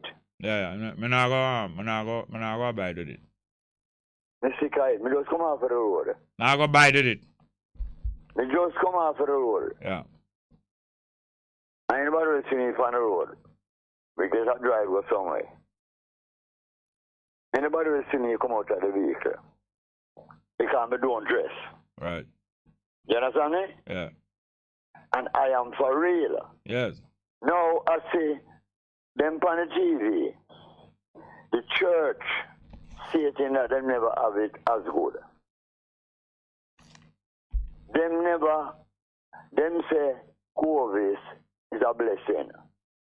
Because of COVID, people gone to the Christ. That Christ. You understand me? And the amount of collection and whatever they might get. Multi-millionaires. Yeah. I see a lady dressed in white with a long white hair. She said she partially regret the things that she did. Come real. You understand that? Yeah. Me no wear wig. Me choose to comb my hair. Yeah. You understand me? Yeah, man. But come real. Yeah, man. Because them too unreal. I do. My sister called me and tell me something when she witnessed according to her. I'm doing the park. I'm doing the drive. Blow my mind. Me talk to you. All right, cool, man. Have more calling? Blow my mind. Yeah, man, I understand. Next one. We have one next. All right, we are behind with the live chat. We are behind. All right, I'm going to play a piece of music here. I'm going to say the last music. What name again? Last music. Yeah. I'll play last music. I will never let you go. Slim Smith. But anyway, we're going to take a call first. Good afternoon. Welcome. Welcome. Good afternoon. Welcome. Oh, go on. I want to talk to Jerry. Yes, talking. Go ahead, please. Greetings, brother Jerry. Wagwan. Yeah, this is David Center. Wagwan, man. We're up on the farm. I try to keep warm. Yes, sir. Yes, sir. So, we are listening to the conversation and the reasoning them, but there's so many topics and point of view to reason on. Yes, sir. But one of them is the Bobo vibration. Yes. Yes, and I look at it at the Rastafari version and say, look, I have seen the other day whereas ending that are ear cut. Yeah. So some police vibration and whatever, like a demonstration and so forth. Yeah. Now we hear that elder sister got killed up at the Bobo Hill and people indeed kidnapped. Yeah. And I don't see any demonstration from the community, so I'm wondering what is happening here. Yes, because the relatives of Donnelly Donaldson and our friends them have shown an example to the Jamaican people that when you're not getting any justice and you stay silent, you are going to be swept under the carpet. And the relatives of Donnelly, they everywhere them go and them stand up strong, and they are being forced now to take action against these police who killing people without no punishment. Good. So therefore, what we should do as a community at Rastafari, what we should do now, go out and continue to demonstrate or agitate or what we should do. What we should do is get together and find out who is doing this thing. Yeah. And we should get together and find out who are the gangsters who are amongst the Rastafari congregation. But first, we got to get together. Yes, that's what I said. So I think what is happening, and most of what is happening to us as a movement as Rastafari people, are not together. Yeah. We get together and talk some nice thing, but when it comes to action, Yeah. We become religious and say we are not going to put forth our hand to any sin, and we're going to make Jah and we play drum all night and say Jah going make them dead by morning. No, that is foolishness, though. You know Foolishness. So, you know, His Majesty, that's the centerpiece of the movement. Yes. You know, 'cause I think everyone that is in the movement, whether you have dreadlocks or whatever, you must see yourself as Rastafari. Whether or not, yes. So, I'm saying at this time for us to move forward, we got to come to the table and strip off the label. I tell you. Too much labels are on our movement and our people, and that is why whenever things are happening, we can't even help ourselves. We have to call on the government to come. Imagine. All these kind of disgraceful behavior. Imagine now. And you know, say, when the Bobo movement in that prime, you know, when me start visit the 1965, me a 17-year-old. Yeah. I some tough man, you know. Because most of some man decide to put down badness in the Bobo movement, you know, but him not going to allow nothing to violate the Bobo camp or Prince Manuel or no sister, you know. At that time. Some serious man, right coming up. And I'm not saying that the man is not so that way, but hear this now. You see the whole of a religion, they don't realize. Yeah. That's why I love to quote Luke 22 to them. The last reasoning where the Jesus have with him brethren and sisters before him go away. Him said, now going to be different.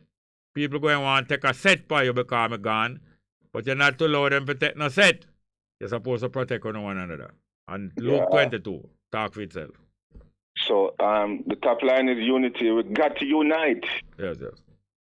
You know what I mean? You know, those who are seeing themselves as 12 tribe, those who are seeing themselves as Nyabingi, those who are seeing themselves as Bobo Shanti, we got to unite here in Jamaica, else we'll be crawling on our knees and more atrocity will be coming upon us, and all we got to do is point finger and blame here, blame there, blame government, and not blame ourselves because we are not united. Yes, because in the first place, any premises that we have, you're supposed to have people on duty there. Yes. Any premises you have, everybody not supposed to be sleeping at the same time. Any premises, Righteous. and I talk about us Rasta, you know.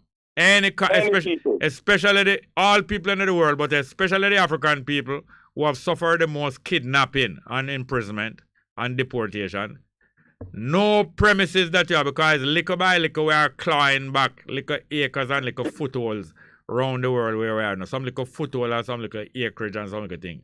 Nowhere that we secure for ourselves, all people supposed to be sleeping at all time. We supposed to be on duty with him 2 watchmen. 1 watchman, 1 watchwoman supposed to be on duty and alert our people. And no one supposed to be creeping in on us. No one. It's them going to bring the arms, you know. The arms that is coming against we. We don't have to go buy no arms, you know. The same arms coming against we, we're supposed to seize it, you know. We're supposed to seize it, and we have enough people to surround them anywhere. Yes, sir. No, the police force was not formed to protect the African people in Jamaica. The Jamaica Defense Force was not formed in 1962 to protect us. How the hell we expect? You don't hear the latest survey coming about the head of the police and the security minister. Yes. What the report? What is the verdict of the people of Jamaica about Harris Chang? They are not ready. Not only not ready, that's not the job that he came to do. It's not that he's not ready. That is not the job that he came to do. And that's not the job that Holness appointed him to do. Holness appointed him to protect the labor rights and the rich in the country. Good. And the police commissioner was not appointed to protect the citizens of Jamaica. He was appointed to protect the rich and the labor rights. Good. So when I look at again among us, we have a brother like Richard Bennett, a.k.a. Charlie Chaplin, who have who have a security details at this establishment. This is why. Border patrol. To secure international guests that come to the island and so forth and so forth. So I'm looking, if we have one brother for our community who could establish itself and have a security detail, why the movement doesn't see necessary we have to have our own security details? But it's the same thing I talk about. That's why I tell the taxi man them, the taxi brethren supposed to have a security company. Them supposed to have a gas station. Yeah. So look, beloved brother, I pray thee. At this point, you know, I would say we read on several subjects, but I don't want to stray off about the taxman. But just No. I am saying that if I tell the taxman that them supposed to have a security company and them supposed to have gas station, then what me would be saying to my brethren, the Rastafari brethren, and all other African group will say them are defend Africa. Supposed to have security, supposed to have plantation, supposed to have communication and economy. Starting with security. So if we are not united, we expect to get these things in place so it can speak for us. By getting privilege. We're not looking for no damn blasted privilege. Don't give me no privilege. Because right now a firearm license is a privilege. Yeah. And a ganja trading license is a privilege. That's why they make them privilege. Yes. Yes. That's why they don't want the privileges. No. We have the right to them. We have the right to these things. We have the right to self-defense. And we have the right to plant anything that we need. Plant.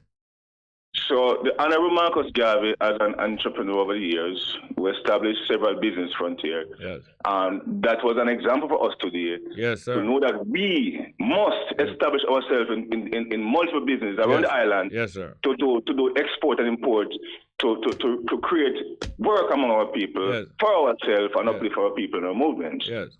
So I'm wondering what is happening here.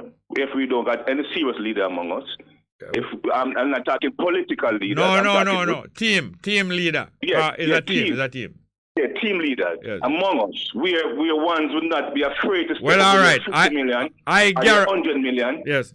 And step forward to invest among our people, because we need more investors among our people within these communities. I guarantee that if we decide that each and every premises that we, the African serious people, whether we are Rasta or Gaviite, whatever the African serious people, whatever premises we have, whether it's 1 square foot or it's thousands of acres, if we decide that we will always have somebody awake and alert, on the lookout, at the gate and on top of the building, I know everything that else that's supposed to come into place will come in place. Because we're not going to sit like no sitting duck at the gate and on top of the roof. And wholeness not going to protect us. Wholeness is about protecting the labor rights. And the Queen of England will never do anything for us either. Wholeness of them one order and the PNP of them clansmen. They're not about protecting us. And we Rastafari must not sit here in Jamaica and think the Queen of England or any government outside of Jamaica will give us any money in any bank to move forward and do anything. Not going to do so. We have to get into ourselves, rise up the energy to do for sale, because any movements or any people that cannot clothe and feed themselves automatically cannot lead themselves. And we cannot have Haile Selassie, Marcus Garvey, and all these great things and cannot lead ourselves in this time. Exactly. And I know the sister, they're more serious than most of you know. We need an entourage, a large entourage of women in Jamaica to rise up with their children. Yeah. And one of the things we Rastafari brethren do over the years among us is to weaken out these women. And today it's a disgrace for us as Rastafari brethren. Most of us longing to hold a sister and kiss a sister and in love with some sister because they are short among us. Yes. Yeah, so there's so much. So therefore we are calling on the Rastafari community to come together. We are calling on our entertainers. We need a Rastafari show to make money to put in the kitty for Rastafari movement, not in our pocket any further. Exactly. We need some Rastafari international funds accountability to respond for any Rastafari or any people in Jamaica. We need our international Rastafari printing press. Yes. And business of all sorts, guest houses around the island, farms, broadcasting mediums, wholesale gas stations, you know what I mean? All these entities to make money and create jobs for the youth and put away from ourselves and our people a thing called minimum wages. Yes. Because therefore, how could we have the light, having God and top of things and putting people to work and then we want to dig out their eye again? No. We'd have to pay them and to encourage them to work and let them be part owner of these businesses. You understand? So you know, the psalmist speak, and I hope these words will reach someone to let us see where urgently, effectively, we got to unite quickly. You know, too much time is wasting, and we have a lot to work with. We have so much. Yes. One thing I realized, among the Rastafari community and movements, we have the most millionaire superstars among us. Yes, yes. So I'm wondering, what are we dealing with? Having so much. Yes. And this is my few words today. So I've been enjoying the show and listening. So I give thanks. And the psalmist said, you're ready to go. So I'm trying my best to move forward. Because we need urgent and critical team leadership. Yeah, because we must be able to distinguish who we can depend upon. Yes, sir. On one another. All right. Yes, sir. Thank you very much. Yes, sir. I'm so thankful. So I will request a song, if I may, one of my songs, and I will request one called either Put Down the Gun or Set Them Free. All right. Now it's St. Albin. Yes, sir. Thank you very much. All right. Thank you very much. We have any more call? Good next one. Good afternoon and welcome. Greetings, Rasta. Wagwan. Good afternoon. There, man. Jerry. Yeah. Boy, I listened to the caller just a while ago, and it's good to have aspiration and everything like that. But I tell you, when I observe the thing, as him say before him end, say we have so much Rastafarian superstar, billionaire, millionaire, and the Rasta community has suffered so much atrocity right now. And it's a simple match in terms of security and organizing, being practical, some of the things that you even put forward in terms of who sleep and some, I watch while some others sleeping. And these are simple things. You don't need millionaires to even think to deal with that, but you need millionaires to actually are people with money to finance certain things. And to me, the Rastafarian community, just like the church community, we are feeling people miserable, and I think it's because we over spiritualize things. Not over spiritual, over religious. Over religious. You understand? So it's like we know earthly good in a sense, and the time is now for create the change, because everything Marcus Garvey, lay out the blueprint. I hear this now. The government, Wellness. Yeah. Wellness announced about a week ago. So them a pass law that any land we have on any precious material, the government are going to take it away from the citizens and give them any chump change they want to get. And I put my brother and sister upon notice. And the maroon, all the same maroon there. So them better make the whole of it come together and go and stop going like them no need we the rest of the African people. The maroon. Definitely. Where some of them are going like them no need we the rest of the African people. Them better get ready. Because I tell you, no reform. There's no reform or no PNP that going to save us from this thing. PNP and JLP is the same thing. And I'm going to tell you, say, no election struggle not going to bring this about. It's only a revolution of the majority of the people in the country. It's only when the dissatisfaction reach a point where the majority of the people in this country decide to protest and do something about where going. Because these rapists are planning the biggest rape that ever take place. And we have no more calls? Jerry? I hear you. All right. Yeah, man, may I say, you see, tomorrow, me have a shout you back still, you see me? Me have a deal with that thing right now. Me just have to... All the best. Yeah, man, boss, cool. Yes, the numbers are 6. Have a call. Let's go to the call. Good afternoon. Welcome. Good afternoon, brother. Go ahead, please. Say, misunderstanding, our word, our thing when we hate the most when we come to in our life. Yeah, we hardly know anything. We might think we know a lot, but really don't know nothing when it comes down to the scheme of everything. When enough of our people wake up in the morning, enough of we think that that's how the world starts. They don't really understand why we have to look at each other. So Hello. You're not talking plain now. I don't talk plain. Jerry, from me a little child, me go through the same thing with the trying to understand this disparity between people. We're not going to unite. I'm trying to say we're not. All right. You say, hold on. You say you are not going to unite? We. Yes, and you. I'm asking you about you now. You say you are not going to unite? I don't mean it that way. No, tell me. Answer me now. I'm going to ask for the third time. You say you are not going to unite? I am united. And who you unite with? The Almighty. Oh, so you unite with any human being? Hold on. Hold on, sir. You unite with any human being? Yeah. Eh? Hello? You can't hear me. You unite with any human being? Family and friends. No. Yes or no? You unite with any human being? Yes or no?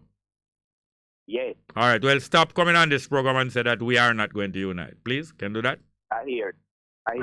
All right. Continue talk now. Why is it when people start off a movement, they have a charter whatever they set out to do? Everybody come down on them and say they have so much fast. All right. We're not going to let the failure take up our time. You have anything encouraging to say or any step that we can take that is helpful that you can tell us about? Well, I was trying to bring up a conversation with showing the root of the problem. No, but I'm telling you, I'm not allowing any more time for it to be announced that we are not going to unite. Can you make some other contribution? Well, the contribution, I was trying to just bring a spotlight on the history of the law now. The law that we inherit in Jamaica, so-called justice system, where it coming from. You said the police was created long before 62. Right. So where this law come from is colonial days. And this is what we were being taught. And this law coming from Viking days and this horrible... All right, hello, I'm going to ask you for the last time. You have anything constructive and encouraging for us today? I just trying to relate it back where we are today. All right, call tomorrow early. Don't wait till so late. Here, please. All right, Bobo. Thank you very much. Another. We're trying to get the live chat, but having some malfunction here. Good afternoon and welcome. Good afternoon, sir. How are you doing, ma'am? I'm fine. Thank you for asking. How are you? Fine, thank you. I had several things on my mind. I wanted to speak. Is this Stacey Ann? One and the same. Yes, thank you very much, ma'am. You know that I never get your number the other day though. Only get a part of it. Oh. All right, go ahead, please, ma'am. As to how you know my name. Yeah, man. No, I remember. I know the name because I remember, and that saved me because I was determined to go and call out today for Stacey and please call and give me her number. Go ahead, please, ma'am. Right. So I'm thinking about our population, but especially the males. Yeah. Because I am concerned about the state of our population with regards to the manhood. Yes. Because I think about prison and what it is said it is supposed to do, why it exists, for the rehabilitation, which I don't believe takes place. No, that's not so at all. Not so at all. When men are incarcerated, I don't think there is no sort of reform that they experience. And I am speaking from experience in that I have a son who gives me all different shades of gray hair. What? Who has given me all different shades of gray hair. Okay. So, having that experience, I realized that, and I don't know men, I think, contribute too much to make it too easy for them to be abused in that regard. I don't think men help to take care of each other. Yeah. From men to taking care of their children, and then how they affect other men, not holding them accountable, not influencing them in a positive way, not being the barrier between them and hurting somebody else, putting themselves into problems, guiding them away from things that can negatively affect them. And so I am concerned about the fact too that when men end up in prison, they go in there, you could say, quote unquote, with healthy minds, and too many of them come out broken. Yeah, that is inevitable. But do you know a few encouraging good man? I mean, it might not be perfect, but still encouraging. You know a few? Yes, man. All right, okay. But And you try to keep contact with them. Yes, man. All right. But the thing is, I think that too many of those men who you just described can't bother to make it their duty to be a positive influence. Be a part of what? Be a part of what? Positive influence. No, if they can't bother, if they can't bother, if you realize definitely that they can't bother, you might as well rule them out and don't count them in the number then. You know that? But I think yeah. But I think you should be able to identify at least two good people that is male, and then you try to identify some good people who is female, and you try develop a network. They might not even get to know one another, but as long as you know in contact with all of them, you're going to be a link with them even if them don't know one another. Well, but the focus I am having is that I think, well, if we create a group like that, then we could go towards lobbying to the government to put more into actually into the penal system to actually... Let me tell you this, ma'am. Let me tell you this. Mm-hmm. I am one who will not encourage anybody to lobby government about anything. The only kind of lobbying that I see effective is the kind of lobbying that the family of Donnelly Donaldson do. You know Donnelly Donaldson? Yeah, man, we spoke about the kind of lobbying that her family doing, that is there. Them really lobbying the public. They're not lobbying the government, you know. Them lobbying the public. But when it comes to lobbying the government and asking the government to do this and that, let us not be fooled. Government in Jamaica is not come to serve anybody. Government in Jamaica is a business. Do you understand that, ma'am? Yes, man. It is a business. Truly, I do understand. It is a business, and it is a business organized by Britain and America. Them set up a business, and afterward them decide to look for some local people who can run the business that they don't have to be present. And they pay them, and then pay them a commission, and then pay themselves by thieving. So I don't think I should encourage you to get people together to lobby. Let us get people together to do, or to start on the things that you can manage. You don't bother take on things that you can't manage, and then later on when you get stronger, you're going to be able to manage more and more. Because I'm concerned about the mental health of men. Yeah. There are too many men with mental challenges, even those which are not extreme. Yes. You know, they need support. Yes.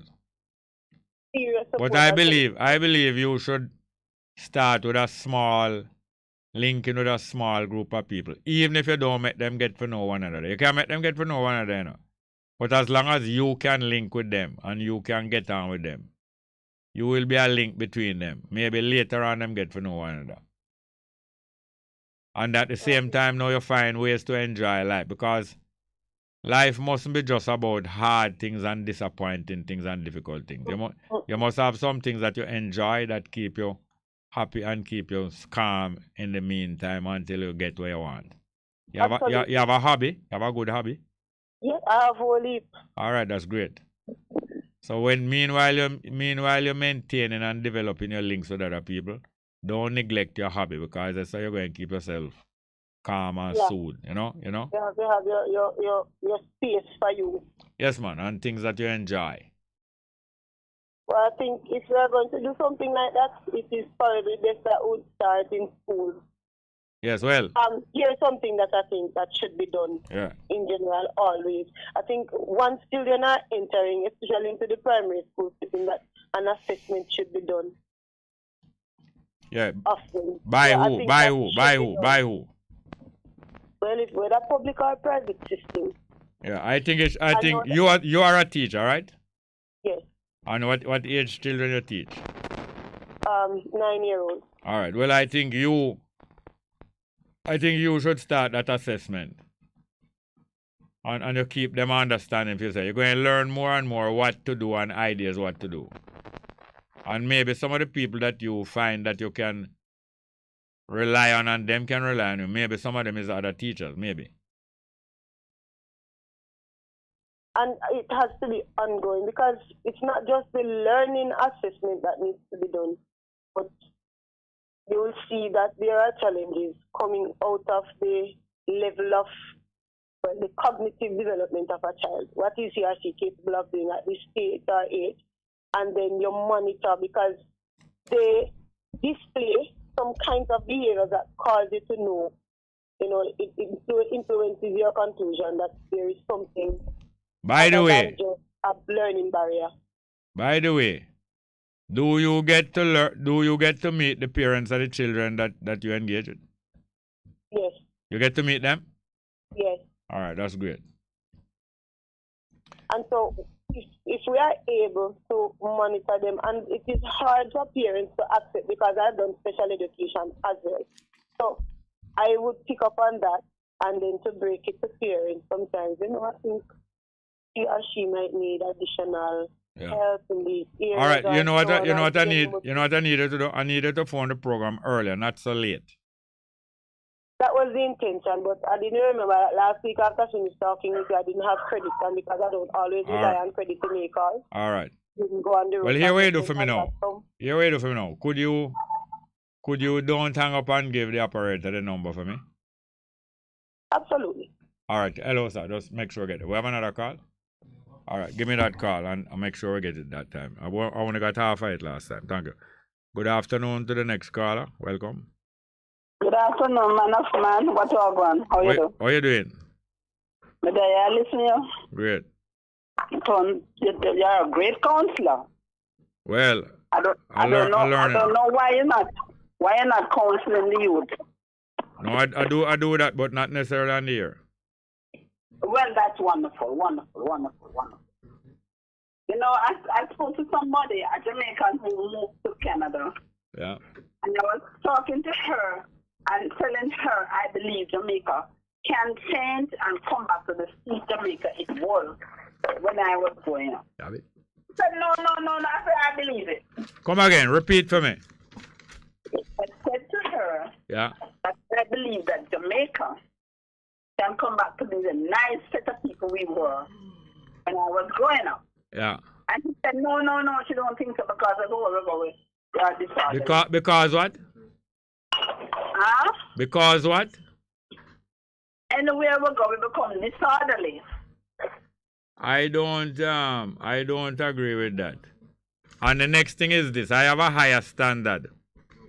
Even though Jamaica was probably far more friendly when we were growing up, it was also too docile. So I have a higher standard than Jamaica of the 50s or the 60s and 70s. I have a standard that when we make the move, when we finish a substantial number of the moves that we're supposed to make, Jamaica will be a better place to live than ever has been in Jamaica since the European came here. I believe that. And it's not going to finish there. It's not going to finish there. It's going to go on to a stage where those who want to leave Jamaica will be able to leave freely. Yeah.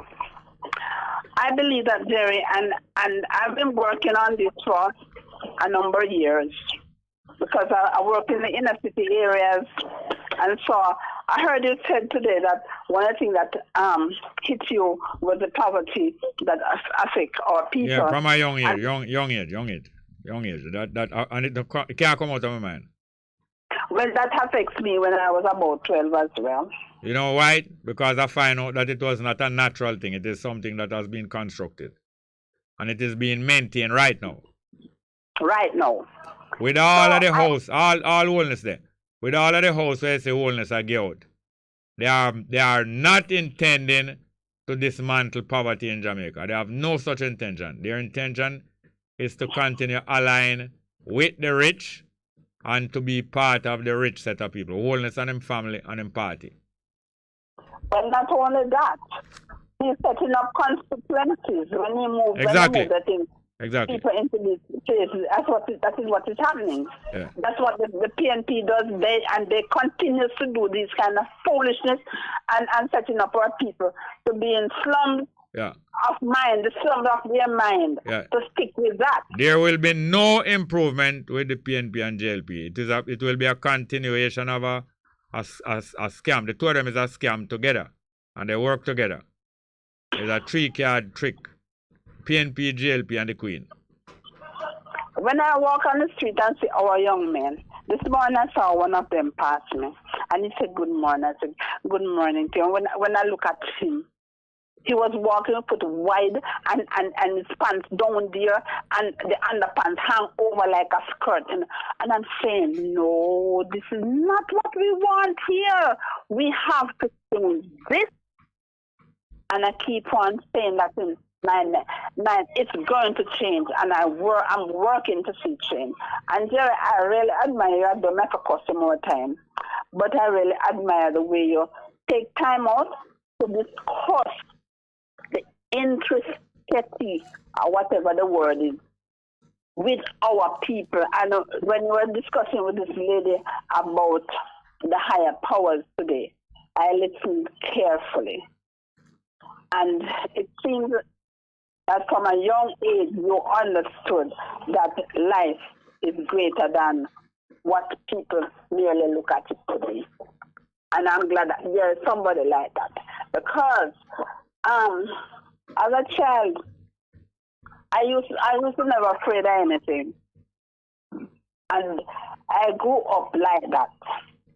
And when I used to work in the inner city areas, and saw some of the things that happened, and some of the young men, I take them and talk to them and see how they behave towards me. Even now, people see me on the street and talk to me. All right, you know why you do? Why you call me early tomorrow? Because I have 2 pieces of music to play and one more call you. Call me early tomorrow. Don't wait late. Why don't play my music? You refuse and play my music. No, I don't refuse it, man. Look here. I don't refuse. I'm going to fulfill it and make you feel good, man. Hold on. Sorry here, man. Love you. Bye-bye. Yeah, man. It's that love. It's not deliberate thing here. All right. We're going to take one call. You gone? All right. I'm trying to get by the live chat. We have a serious problem today with live chat. We're going to play 2 pieces of music. One is a request from Miss Thompson. I will never let you go. Slim Smith. We have it? All right. And there's a last one here by Dawit St. Albin. Let's hear from Miss Thompson request. Slim Smith. I will never let you go. Let's go.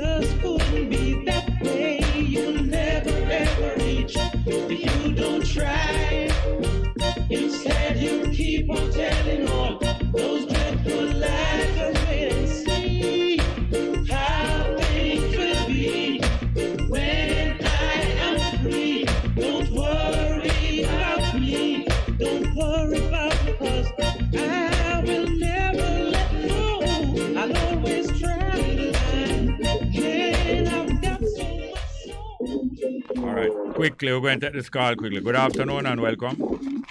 Good afternoon, Jerry. Welcome, Wagwan. Judge Jerry. What you say? You You sound like Dread Judge. When name the Prince Buster, the music there. Judge Dread. Yes, that you sound like.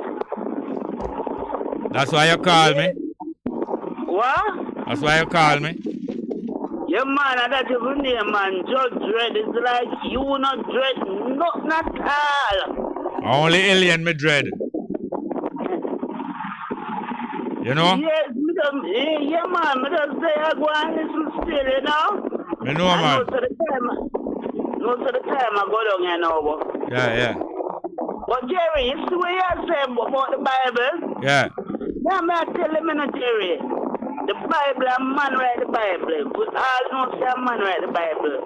And I went to go in a for them time, but for them times, enough for them right. Yeah. I said, no for the things them in the Bible is that. You see, some of the things them in there, I don't believe, and so many believe it. Yeah, man, I love the Bible, but me not swallow the whole light. Eh?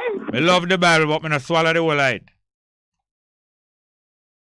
Right. You see the problem when I'm talking about the father wicked and the father do things. Yeah, the father jealous and wicked. Yeah, and all them things there, and all of them wicked things that them talk and the preacher them a preach. When all them talk about the father, say you fi.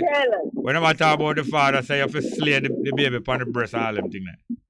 The whole of them appear lie. The father is a good and loving father and give life. And the mother, the father love you know. Eh? And the mother, the father love you know.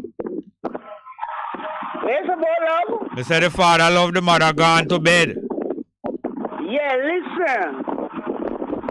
And the father create the whole of us, Jerry. No, the father and the mother. And the father creates all of us. No, the father and the mother.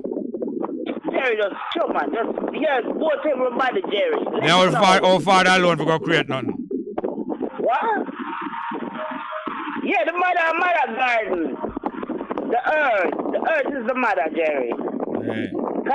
She produces everything with a she. Alright, you wait to call me tomorrow. Call me early tomorrow, here? Alright then, take care. Thank you very much. We have David St. Aubin there. David St. Aubin. Right name again? Set them free. Alright, we'll get a little piece of Miss Thompson request. We have to go to David St. Aubin, set them free. Maybe we'll get something else. Family man. Thank you very much. Let's go. Set them free. Colonial psalmist. Hear my plea. Set them free. Freedom is a must. Free up the youths them out of bondage. Free them from the blasphemy and the sacrilege. Free up the youths them from the captivity. Free them from the poverty and the slavery. Free up the youths them from the shackles and chains. Free up the ones where you punk again. Free up the youths where you drive insane. Free them from the burden. Free them from the strain of beg you. Set them free. Jaja, hear my plea. Set them free. Hear my plea. Free up the youths in South Africa. A long time uno of them are suffer. Free up the youths them in Rwanda. Free them from the AIDS and the cholera. Free up the youths them up at Ethiopia. Teach them about Selassie I the true emperor. Free up the youths them in Jamaica. Every day 3 or 4 get murder. I beg you. Set them free. Hear my plea. Set them free. Jaja, hear my plea. Free up the youths them illiterate. Free up the youths them. Why, why,